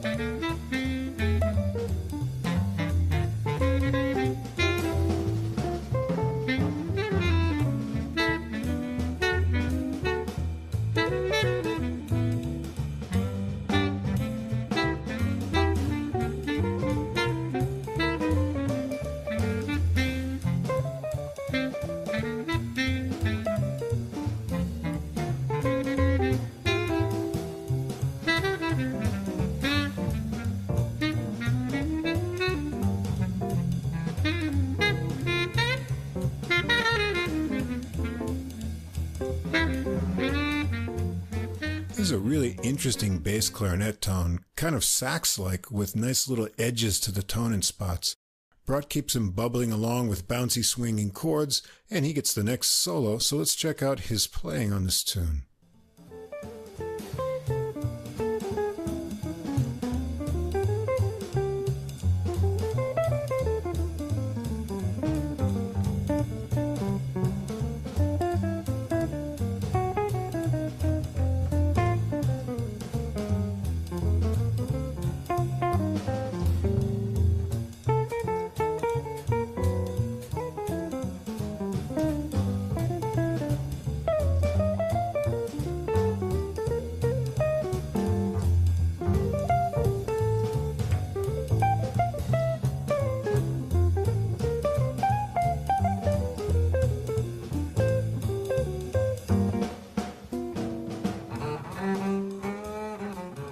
His clean tone and relaxed sense of swing. Next is a bowed bass solo from Roland with some edgy tone, and I remember when we heard him as part of Pasquale Grosso's trio on Samara Joy's debut that he liked bowed bass solos, so expect to hear that a lot on this recording. The three of them trade off fours with some drumming from Bala, and they take it through the melody again to some speedy lines from Barat and a drum roll at the finish. Track 2 is Nightlife, another easy, swinging feeling tune. Barat and Doglioni take the melody in unison, with Barat adding in chords underneath on the way. Bala's light drumming and hits on the B section caught my ear. It's an AABA form, but the last A has 2 extra measures with a cute switch to a Latin feel. Let's hear it.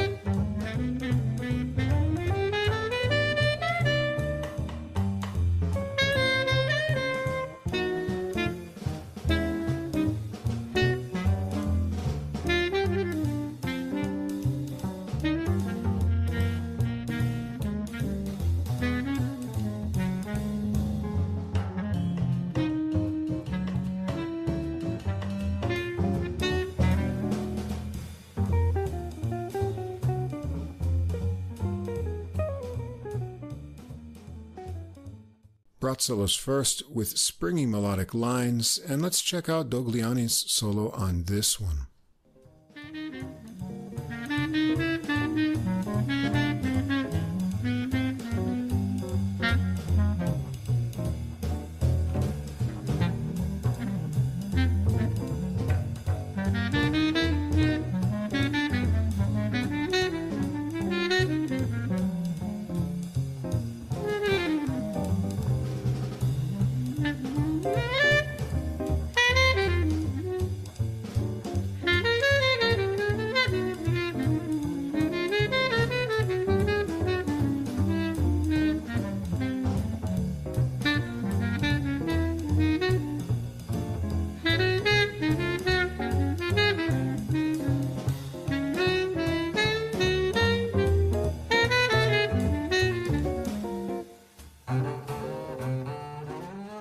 Nice phrasing and speedy lower register lines. Roland takes another bowed bass solo on this tune, and then they all trade fours with Bala again before getting back to the melody.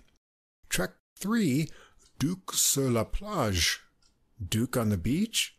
This is a neat little composition.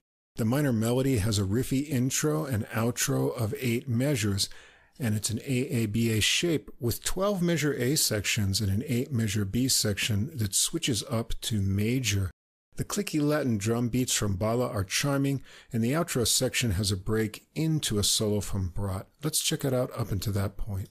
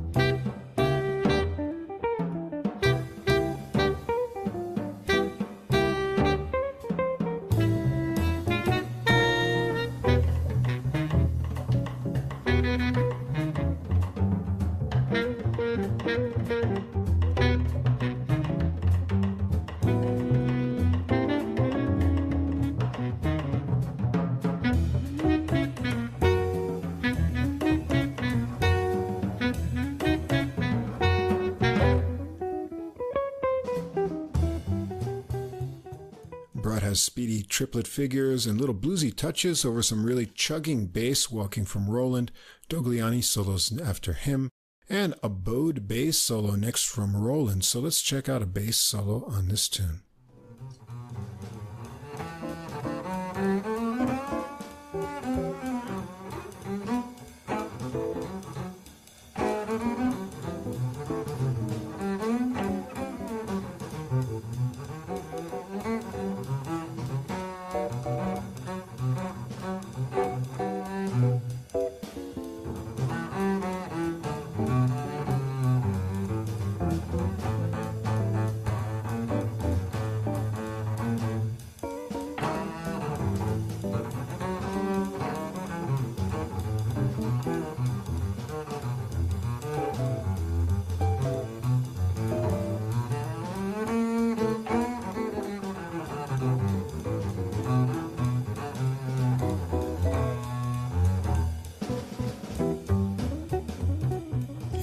That sing out. Well, trading fours with Bala is next, and they get into the melody without the intro part, but keep the outro with an unexpected final note. Track 4, Memory Escapes Me. I know the feeling. Rott gives it a rubato solo guitar opening of lines and chords. The ballad melody has an interesting construction in 3 parts. The first section, taken together by guitar and clarinet, is 13 measures. Then there's a middle section of guitar and bass interaction for 8 measures, and a final 7-measure section that starts off like the first part of the melody. That all takes almost 2 minutes, so it's too long to sample. Let's just enjoy some of Brat's fluid solo on this one with nice pearly melodic notes.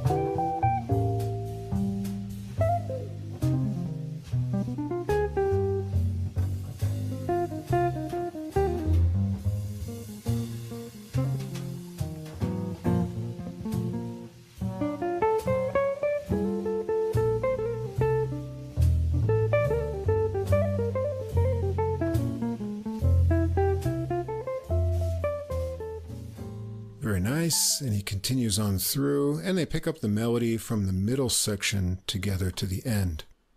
Track 5, Admit It. And admit it, you like this. How could you not? A happy swinging tune here. Brett starts the fun with a bouncy 8-measure intro, and then he and Dogliani take the melody in unison. It's 32 measures and keeps evolving over its length with little surprises into a solo break for Brat. Let's check it out.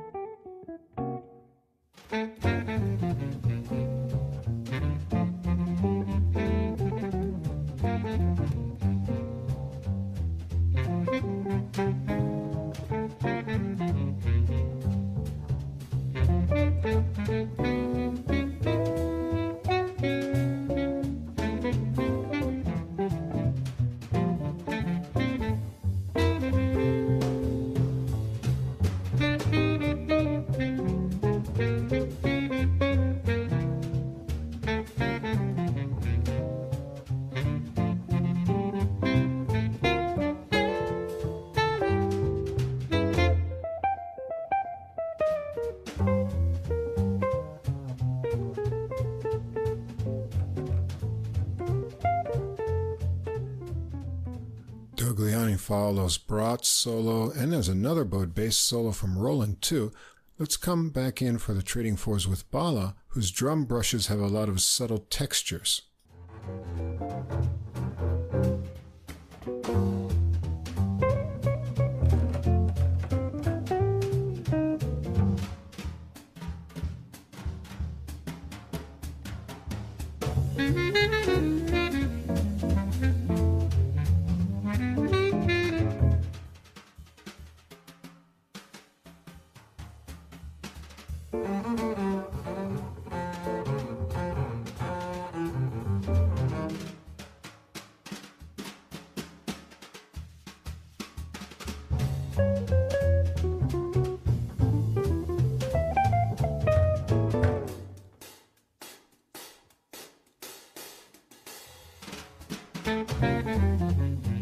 And it's back to the melody from there to wrap it up. Track 6, Oh No. That would be great titles. An expression of fright at having to play this tune because of the tempo of this really boppy number. Put on your seatbelt. After the 8-measure intro, there's a riffy 16-measure unison guitar and clarinet section, 8 measures of clarinet flurries, and then 8 more of riffiness, and then Dogliani is off and flying. Let's check it out.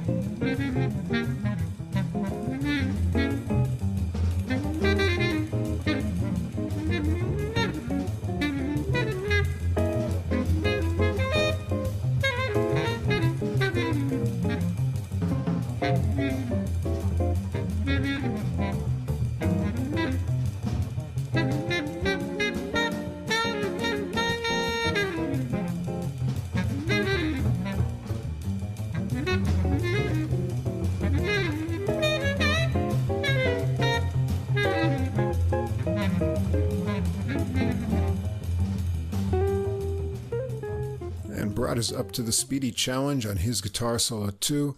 Roland sounds like he might saw right through the bass or start a fire with the rapid bowing on this one. And Bala gets an extended drum solo here, so let's give him a bit of the spotlight.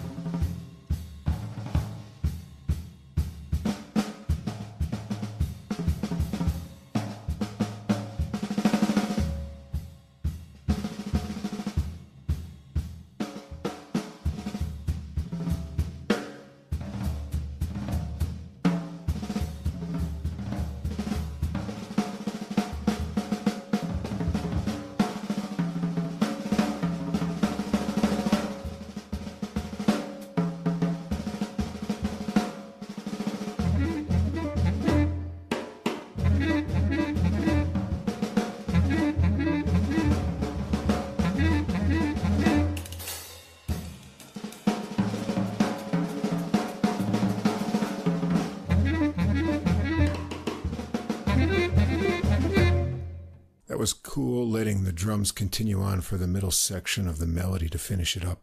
Track 7, the title track, Leon's Lullaby. The loping lullaby melody gets to 22 measures and then dozes off. But after a brief pause, Brat is wide awake and gets things swinging for Roland to come in with a chugging bass under his improvisations. Let's check it out.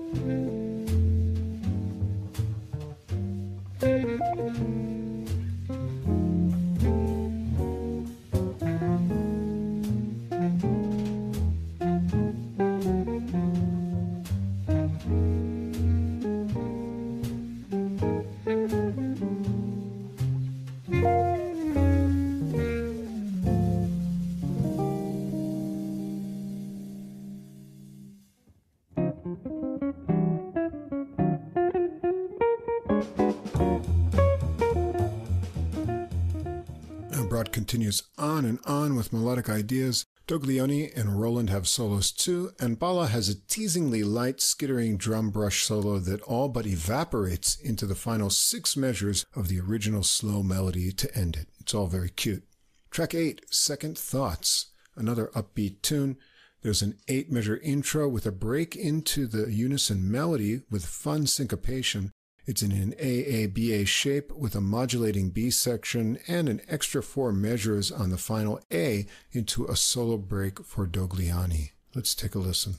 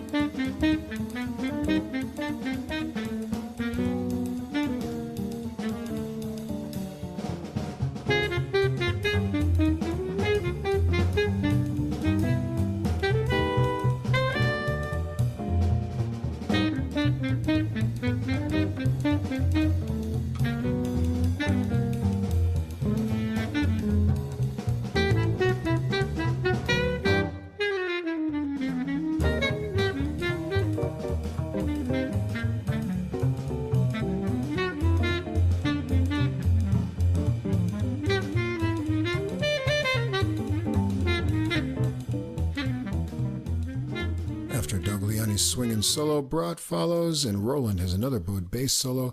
They do some trading with Bala, and when they get back to the melody, it's got a fun extended coda ending to finish things up.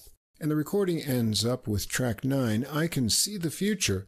It's another happy swinging tune to finish things up. It's got an evolving 32-measure melody with bass clarinet trading off on the second section, and a 2-measure break after the end for Doglioni to get started on his solo. Let's hear it get going.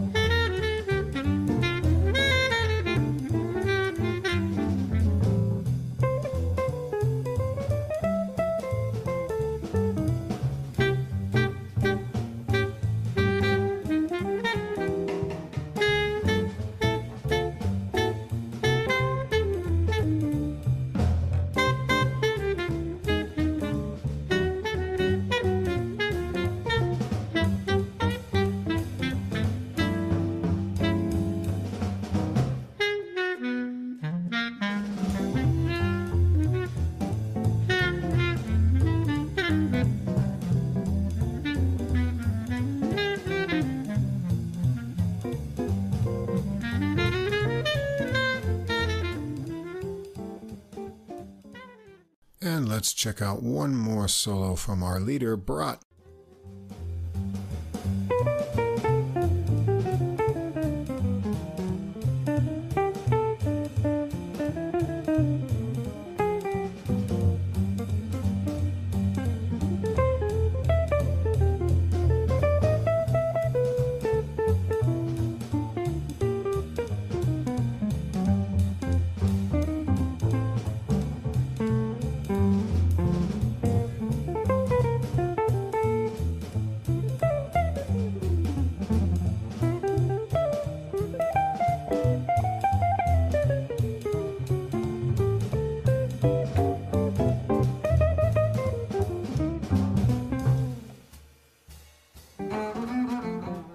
Yeah, some nice speedy lines in there. And Roland has some melodic bowing ideas on his solo before they trade off with Bala, and the final melody has an extended ending to close out the recording. Traditional sounding and familiar, but coming out fresh at the same time, Barat's original compositions mine the great tradition of swing, bebop, and cool jazz. They have little unexpected twists of harmony and structure that will make you smile. His playing is fluid, sometimes speedy, but always melodic and going somewhere in his solos. Everyone else puts their distinctive touch on this recording. Dogliani has a unique tone and concept on bass clarinet. It sounds great working the melody lines together with guitar, and his solos are creative. I can't remember when I heard a recording last with all bowed bass solos, but Roland's are enjoyable, and Bala has a lot of finesse with his drum fills and solos, never overplaying and always getting a great sound out of his drums. Everything is sunny and upbeat here. Yeah, the music on this album had me going right from the start. It's light and pleasant, swings appealingly. I liked a lot of the sounds, especially the drums with the brushes. It's something you don't hear a lot, and it gives a really nice subtle sort of rhythm. It's a mood-lifting album, and I really loved Stefano Doglioni's breathy sound on the bass clarinet, another instrument I really love, especially when it gets down into that low end. We at the Adult Music Podcast are great lovers of the low reed instruments. Indeed. Yeah, that's not to be confused with Lou Reed, the rock and roll singer. We like the low reeds. That's right. He plays out at times too, but when he went for that softer sound, he had my ear. Actually, he had my ear always. Just the instrumentation on the album is enough to sell me on it. Barat's guitar playing is clean-toned, clear-lined. There's a lot of subtlety in Keith Bala's drums. Like, he uses the brushes often. I really love that. And they worked well in this context too. The bowed bass, it's fine. But I prefer a thumping solo, to be honest. But that said, Ari Roland has a clearly different approach to each solo when he had his bass solos. This is just an uplifting, really enjoyable listen. I would love to have a CD copy of this, but it's way too expensive on Amazon.com. Is it? How much is it in Japan? Well, it's not out in Japan until... it's not yet? Okay. Not on CD until the end of August. It'll be available for a reasonable price, actually, but we have to wait till the end of August for that. But they can send us one if they want, or two, even better. Wouldn't complain, yeah. Yeah, okay. All right, moving on to our next recording. It's trumpet time. We've got a debut as a leader from Zachary Finnegan. It's called Guidance and Gratitude on Shifting Paradigm Records. Came out June 28th. Zachary Finnegan is from Weston, Wisconsin, now based in Chicago.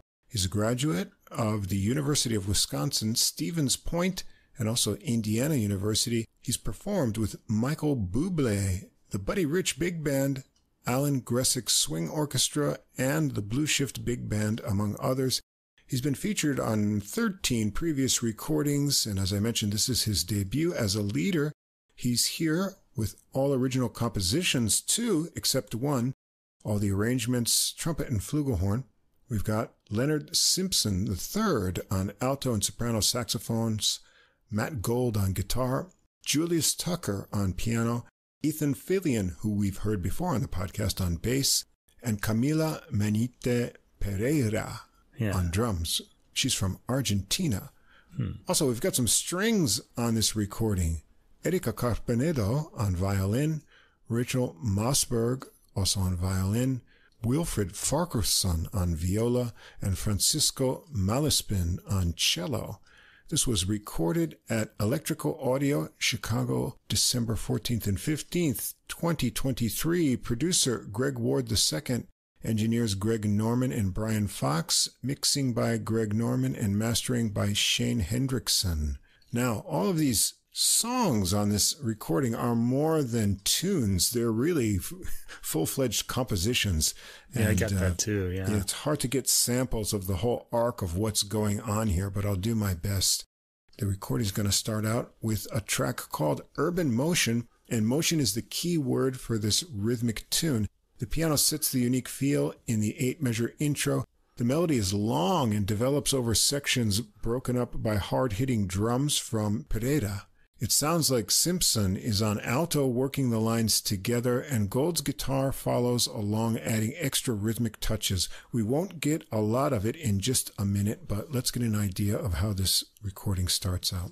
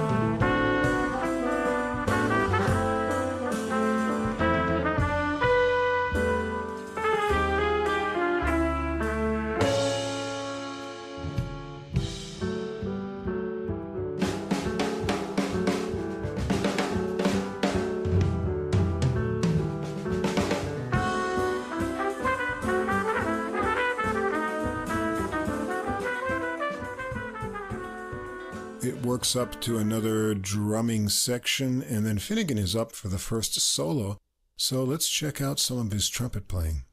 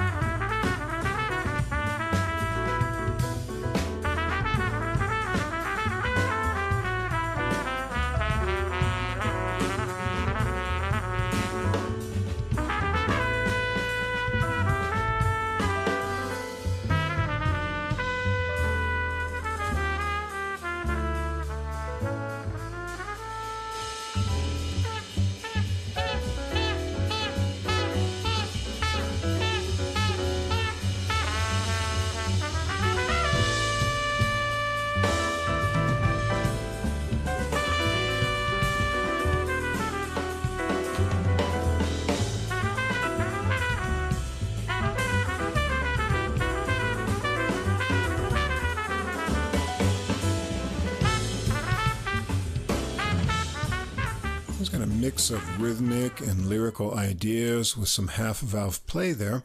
Gold follows with a guitar solo that mixes some harmonic adventures with rocky licks, and the horns join in for some lines together.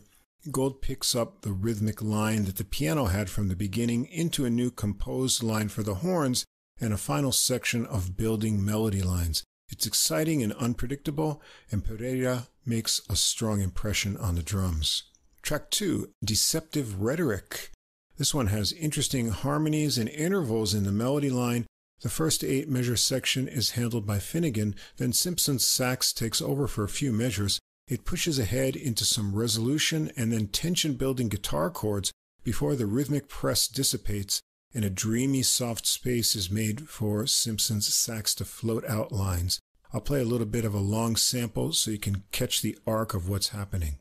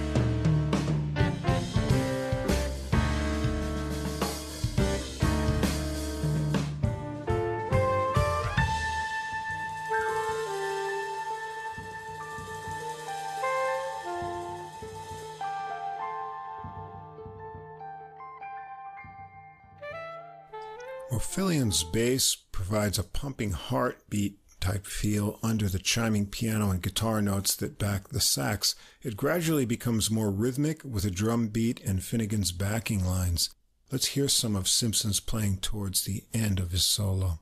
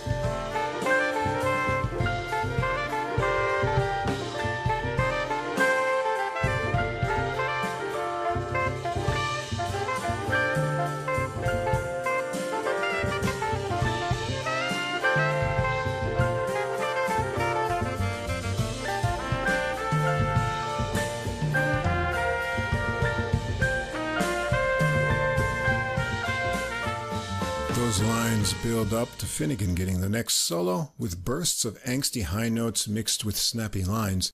Rhythmic riffs from the horns and guitar and piano make a backing for some heavy-hitting drums from Pereira that takes it to a final melody section with the peacefully resolving line we heard from the beginning of the tune. Track 3 is kind of the title track, Guidance and Gratitude 3-2-1. A pretty rubato solo piano intro from Tucker gets this one going. Bass and drums slip in quietly at about a minute. A soft sax line leads into a trumpet melody line and backing strings as it gets a rhythmic push. It's hard to get a sample of this, but let's jump in from where Finnegan's line starts to hear how it builds up and lifts.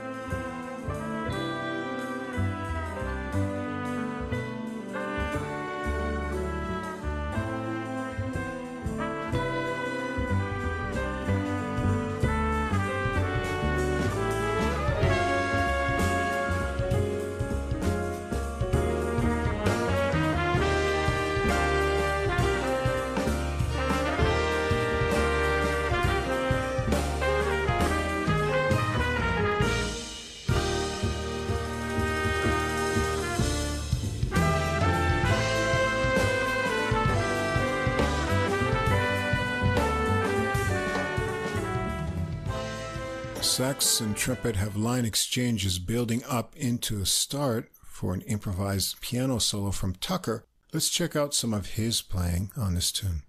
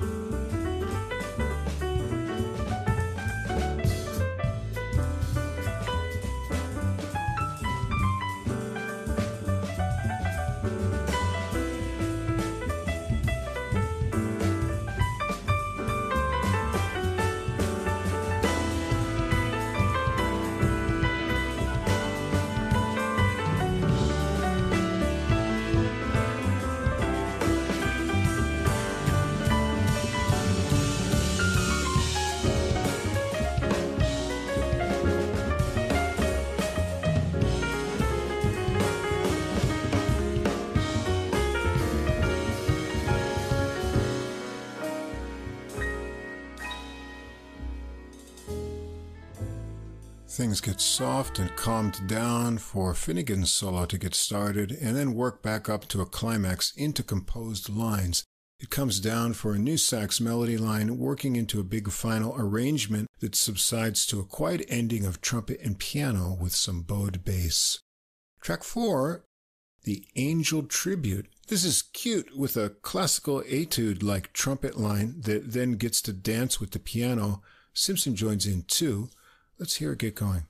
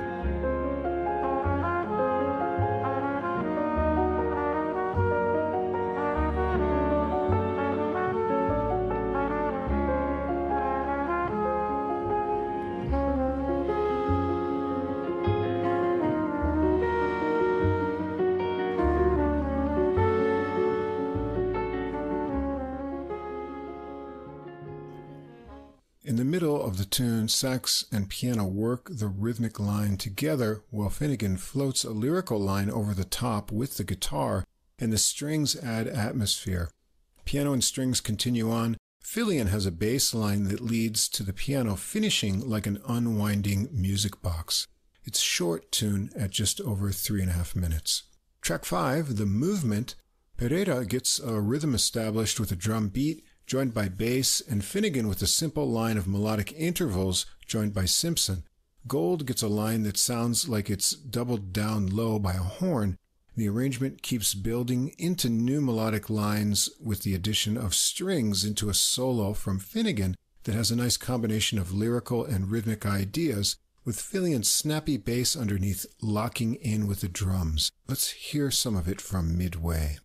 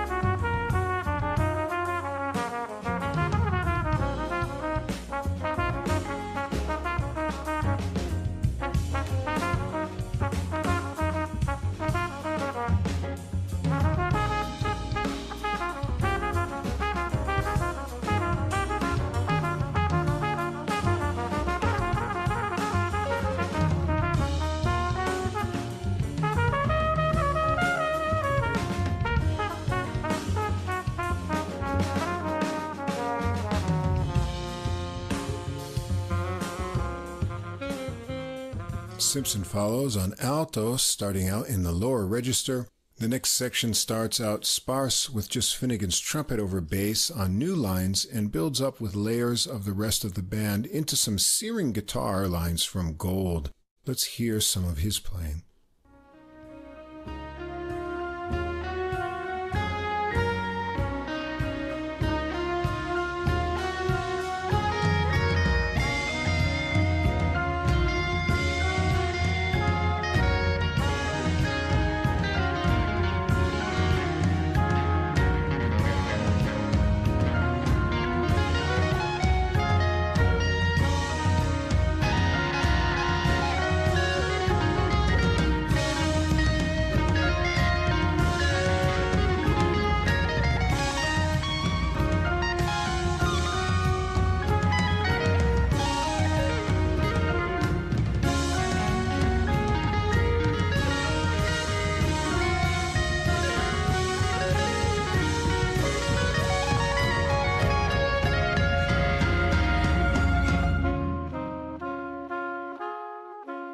And there's more new ideas to come, starting out with trumpet and sax lines there. The final section becomes more placid, except for Pereira's thudding beat, which ends it.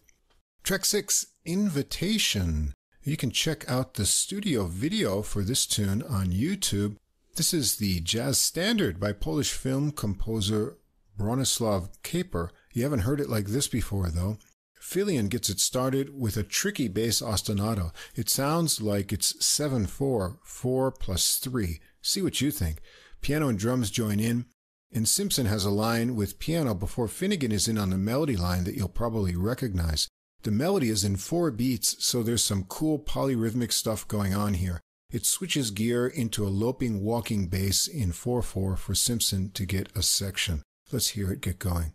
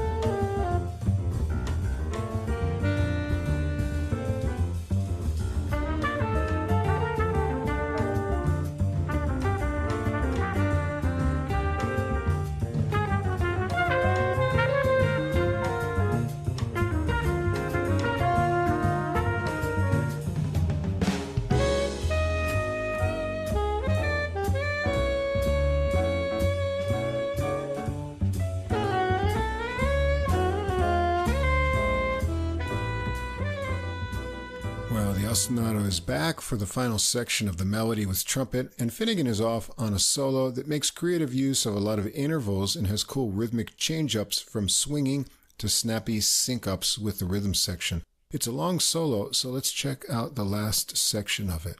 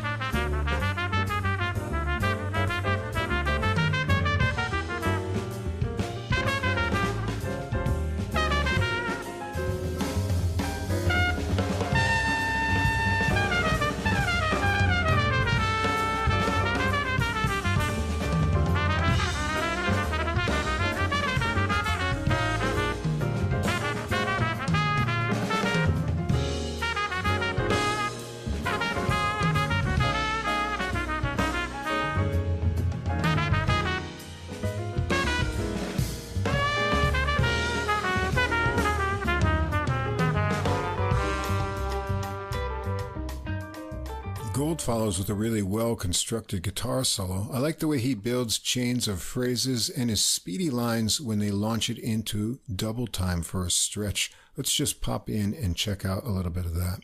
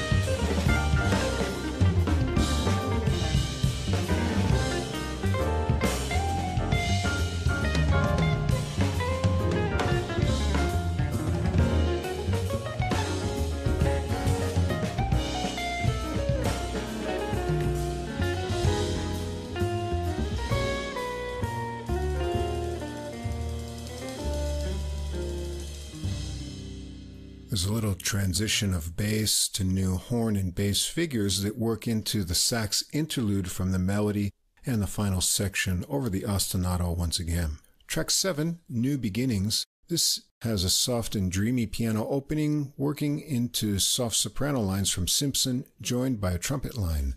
Let's hear it get going.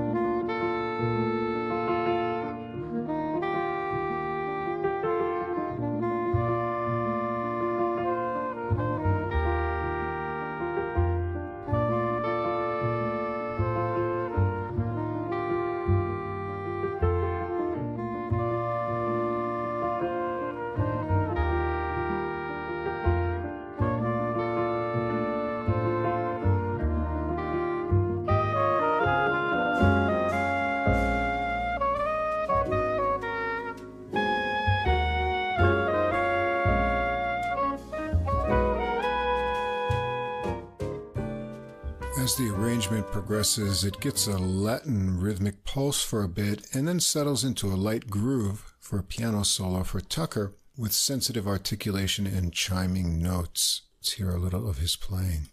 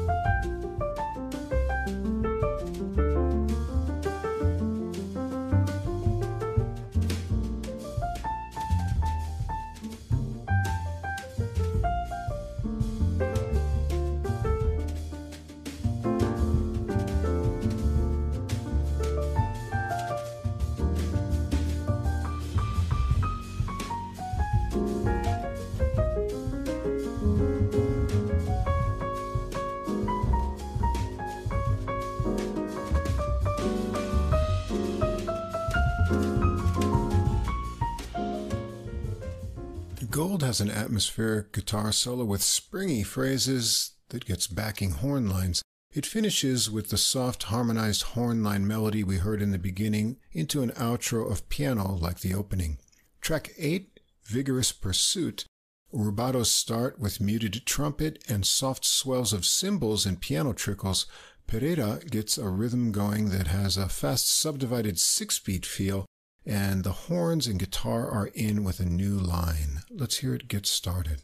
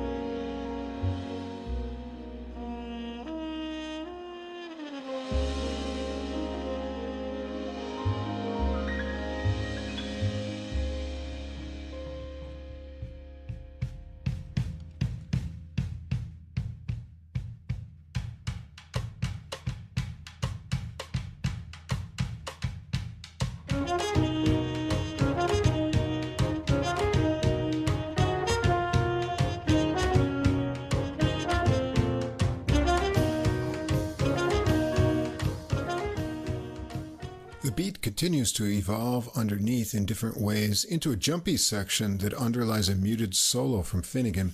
There's a middle horn and guitar arrangement and more beat transformations into a solo from Simpson. The horn and guitar melody and jumpy beat from the earlier section returns and pushes it to the end.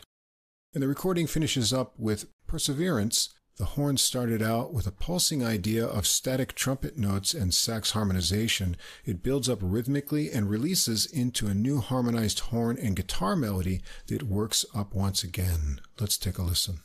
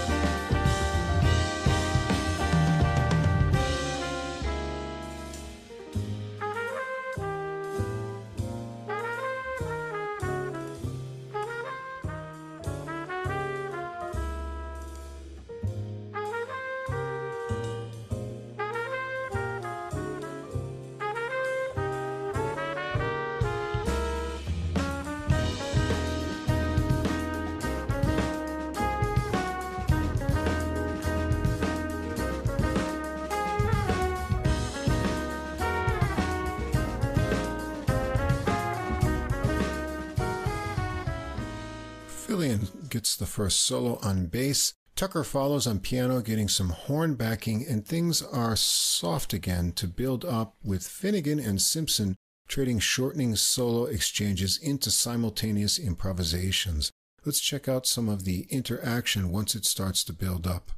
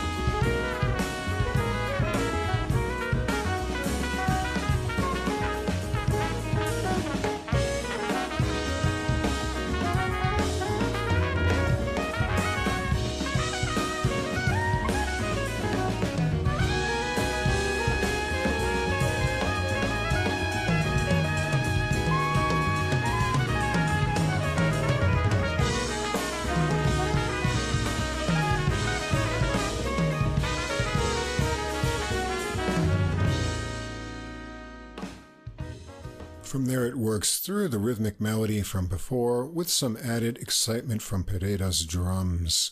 And that's the recording. Finnegan has crafted detailed arrangements of his compositions that evolve over the course of the tunes with new lines and constantly changing rhythmic feels. You'll need several listens to get a map of the tunes in your head. He's even got a sandwich of string arrangements in the program. It's quite an adventurous undertaking for a debut as a leader, and everything comes off sounding fresh and inventive. Even the familiar Invitation gets an interesting reinvention. A lot of the rhythmic excitement is propelled by the strong drumming of Pereira, who stands out on almost every tune. Finnegan's solos take chances and have a searching quality to them. Nice solos from Simpson on alto and a clean-toned soprano sax as well. Tucker and Gold also have a lot of distinctive solo statements, Finnegan sharing the spotlight generously with all of his band members. I'll be interested to see what he does next, especially in his composition and arranging endeavors. I thought the compositions and arrangements on this album were really interesting, veering off into unexpected directions, as in the spacey sax solo over twinkling guitar and piano in Deceptive Rhetoric, and the inviting gestures of the piano solo in Guidance and Gratitude 3-2-1, heard again later in the trumpet. I'd say this is an album that showcases Zachary Finnegan's compositional reach and styles of trumpet soloing more than anything traditionally jazzy, although tradition is included. Finnegan has part of his ear in popular music, judging by many times we hear ostinato lines in his compositions. And I thought that the Angel, it was that Angel Tribute, track 4, really has a Bach sort of chord progression in it, doesn't it? It's like a Bach prelude at the opening. As for the musicians, I especially liked Camila Menita Pereira's hard-hitting drumming. Yeah. I guess they hit the drums hard in Argentina. I don't know. It sounds great. And we, of course, are fans of Ethan Fillion's bass playing on this podcast. I remember him from the Charles Mingus album that we heard, I think, last year, 2 years ago? No, it's been a while. Yeah, I didn't look it up. 2 years ago then. All right. I also thought Julius Tucker on piano livened up every track when he soloed. The record overall has a bit of a studious feel to it, but I wouldn't call it intellectual or academic. It's thoughtful, and it reaches out into various styles, and it's enjoyable to listen to. Yeah. Kind of like a guy with glasses kind of doing these compositions, or a studious type. Well, it's one of these albums where, the way he composes you 3/4 of the way through any of the tunes, and there's still new things happening and new lines that you haven't heard before. So there's a lot to listen to here. All right. Definitely worth your time. And we're going to finish up tonight with the master of trombone, Mr. Steve Turre, and his recording Sonatas on Smoke Sessions Records. It came out June 28th. Born in Omaha, Nebraska in 1948, Steve Turre is an American jazz trombonist and pioneer of using seashells as instruments. He's a composer, arranger, and educator. All the way back in 1968, he played with Rashawn Roland Kirk. In 1970, he recorded with Carlos Santana. 1972, he toured with Ray Charles. He's been a trombonist for the Saturday Night Live band. He's taught jazz trombone at the Manhattan School of Music since 1988. And as a sideman, he's got a huge list of recording credits with names such as Art Blakey, Lester Bowie, Dizzy Gillespie, Tito Puente, McCoy Tyner, and 14 albums with Woody Shaw. As a leader, his recordings go back to 1987, and this is his 23rd recording and his first live album.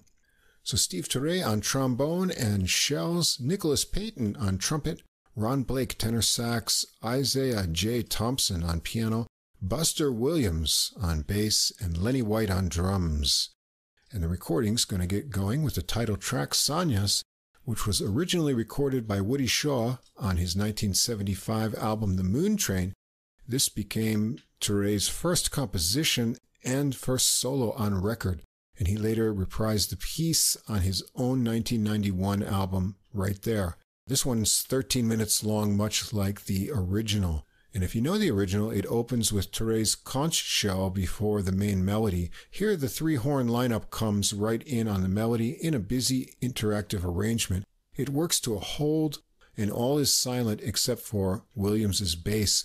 He played on the original recording with Woody Shaw and Turre as well. His improvised lines really hypnotize with rhythmic patterns and harmonics, working into a new 10-beat groove for the rest of the rhythm section to join in on and bring in the new horn melody.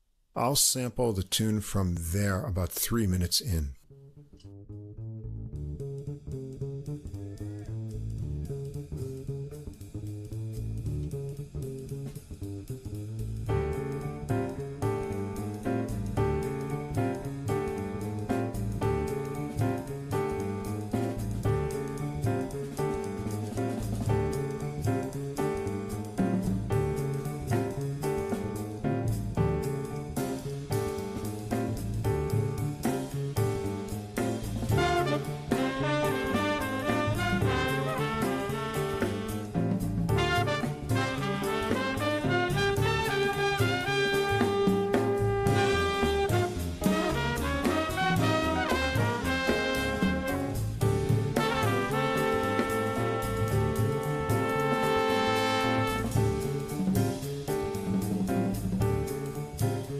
That vamp continues on for a long time, with White getting some drum variations into the next horn section.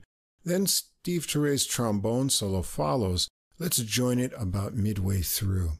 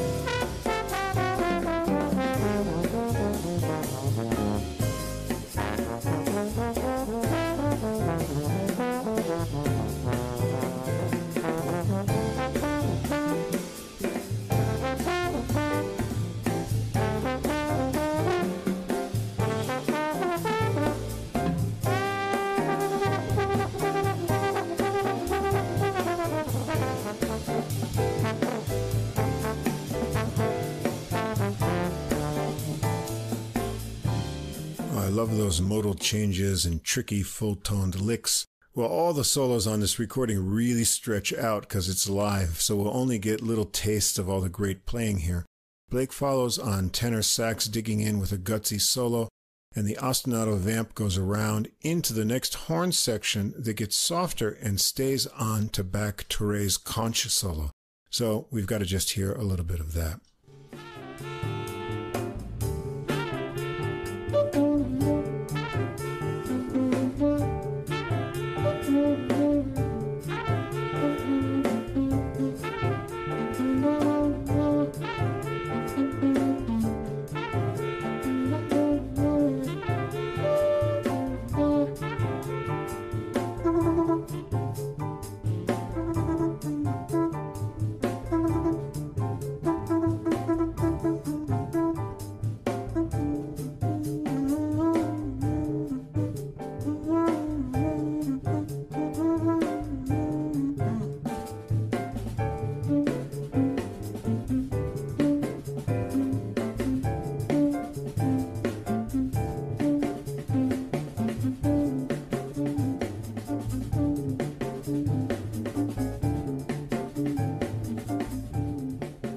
Something primordial about that sound that I always really enjoy.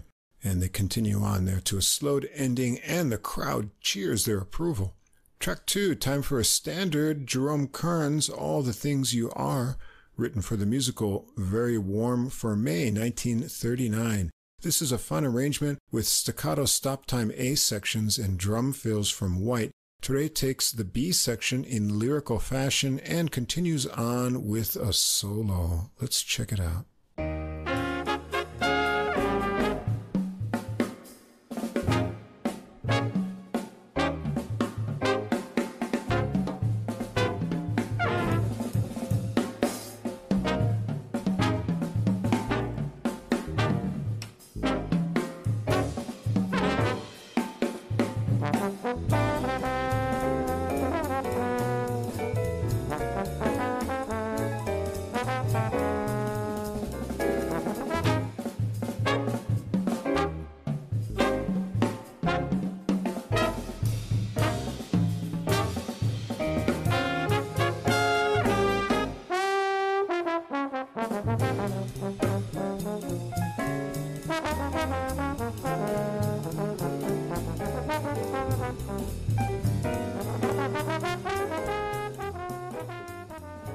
Let's check out a bit of Blake's solo that follows, and he starts out playing around with a lick that sounds like the beginning of Miles Davis's 4.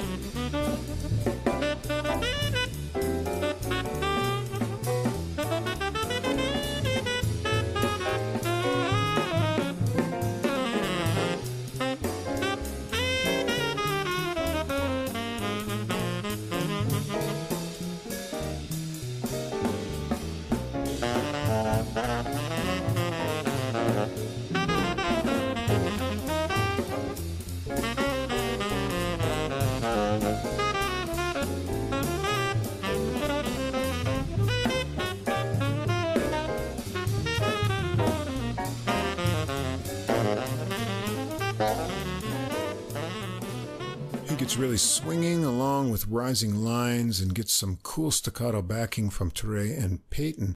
Peyton's solo gets off to an interesting start with some high stabbing notes and harmonically tense hanging phrases. He has a blast with lines reaching way up high with lots of varied articulation and a great ending. And Thompson's piano solo is rollicking and exciting on this one too, with great horn backing into the staccato melody to wrap it up. Track 3, a new composition from Steve Touré, Wishful Thinking.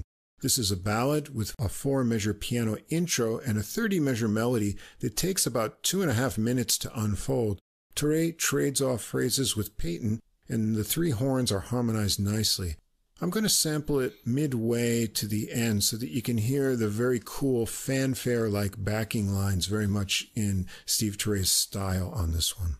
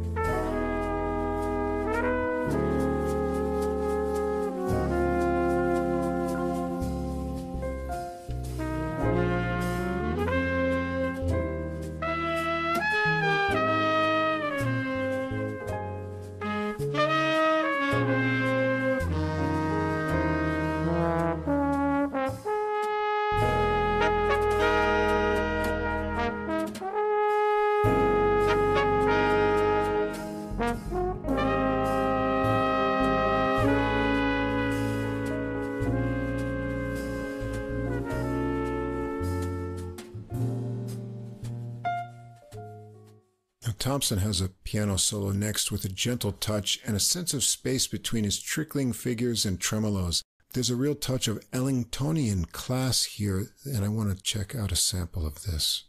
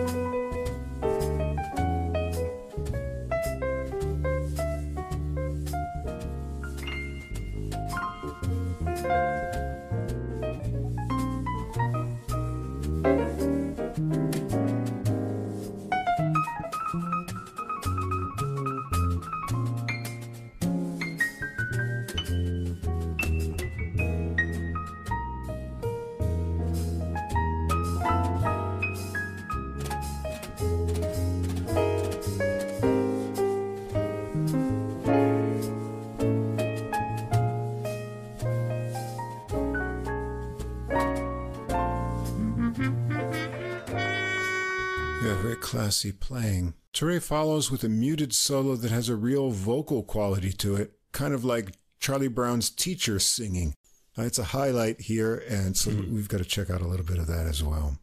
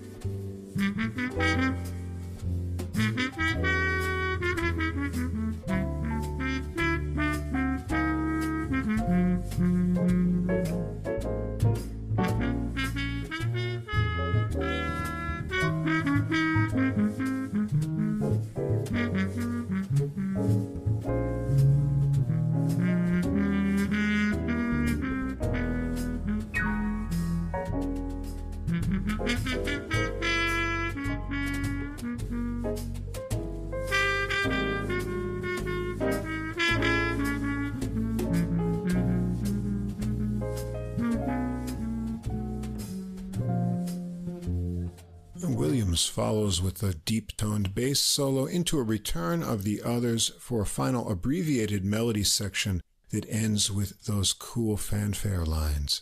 Track 4, Lee Morgan's Mr. Kenyatta from his 1966 album Search for the New Land.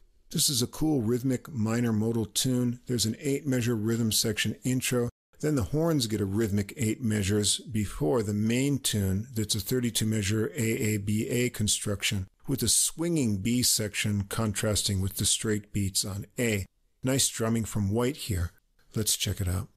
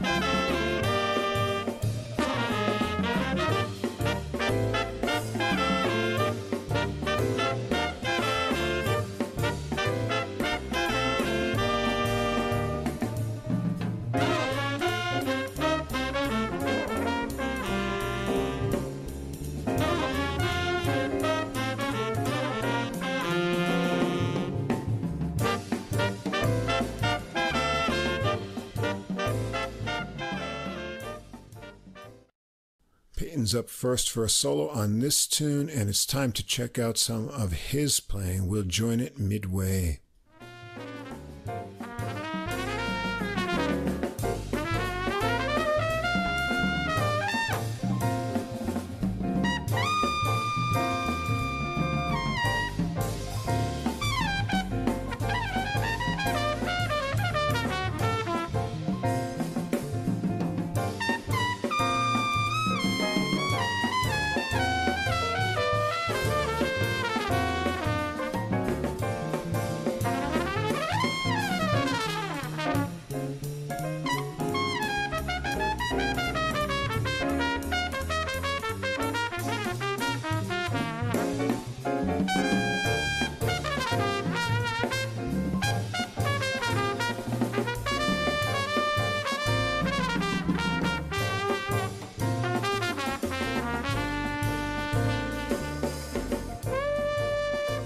song, Chooi rips in with pleading calls to start out his bluesy and rhythmic solo, and Blake gets an exciting solo with Chooi and Peyton cheering him on. I really like the energy that builds up here, so let's listen to a little bit of this.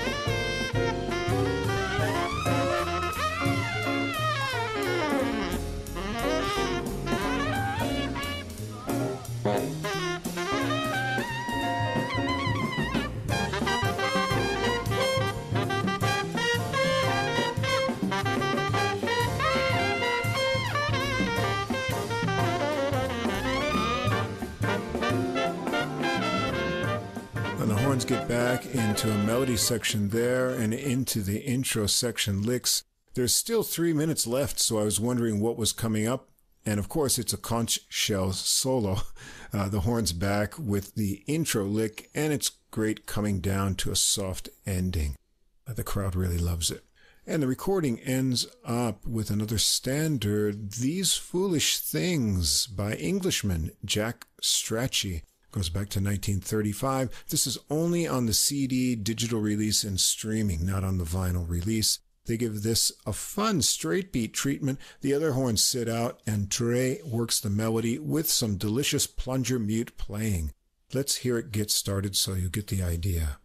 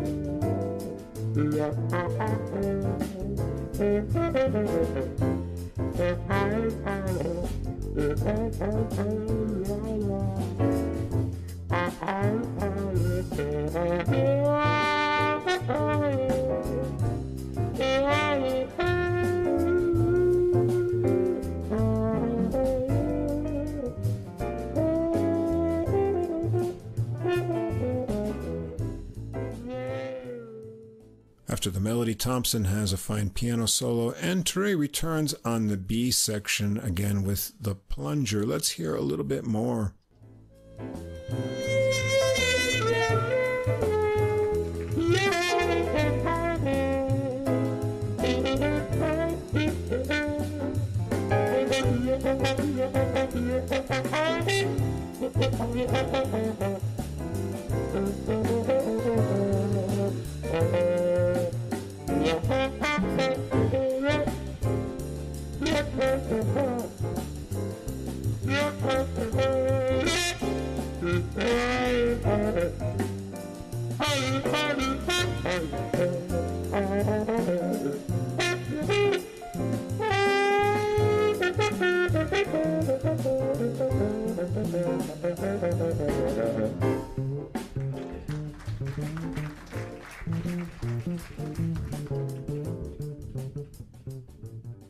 You know, I like to think that that's Charlie Brown's teacher is singing with the local jazz band just to earn some extra money after her day in classes, you know? Yeah.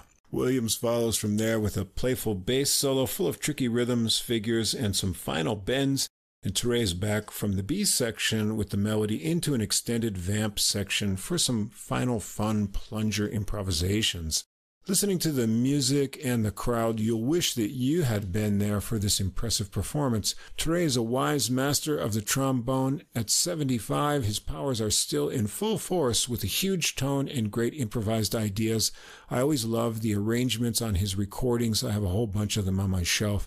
They have interesting horn lines always, and this album has plenty to enjoy with Peyton and Blake rounding out the horn section. Exciting solos by all. Buster Williams still sounds great at 82 years old, and it's pretty amazing to think that he was on the Woody Shaw recording with Steve Turre 50 years ago. Thompson's piano catches your ear with classy backing and great solos, and White's drumming is tight and exciting. The program of only 5 tunes has lots of solo time and satisfies with 2 standards done up in fresh arrangements, plus Turre's first original from 1975 for the title track, and a new original ballad here, plus a classic from Lee Morgan. It's a great live recording. Yeah, I'm happy I got to hear this. Listening to this made me realize how much I missed those albums from the 1960s that had only 4 tracks on them, and they were all like 10 minutes long. Right. I like it when jazz bands like stretch out with extended solos, and then we have that here. And we don't get that enough these days. No. You know, they're kind of pop song length, a lot of jazz tunes now. So I was happy to hear this. Interesting solos, too, especially from Turre himself, you know, on the shells, the plunger mute, and everything. Nicholas Payton has some bright ideas in his trumpet solos as well. I particularly like what he came up with in All the Things You Are, a track where everyone plays with noticeable familiarity with the contours of this famous tune. The bonus track, These Foolish Things, was fun, too. I'm really sorry that the vinyl people don't get to hear this. Yeah. With Turre playing rather comically with the mute. I got an earful of Charlie Brown's Teacher there. And anyway, this is a jazz album with great playing and plenty of room, and that's what I really liked about it most. I wish there were more like this with extended tracks and solos. Yeah, it's really cool to hear this live recording.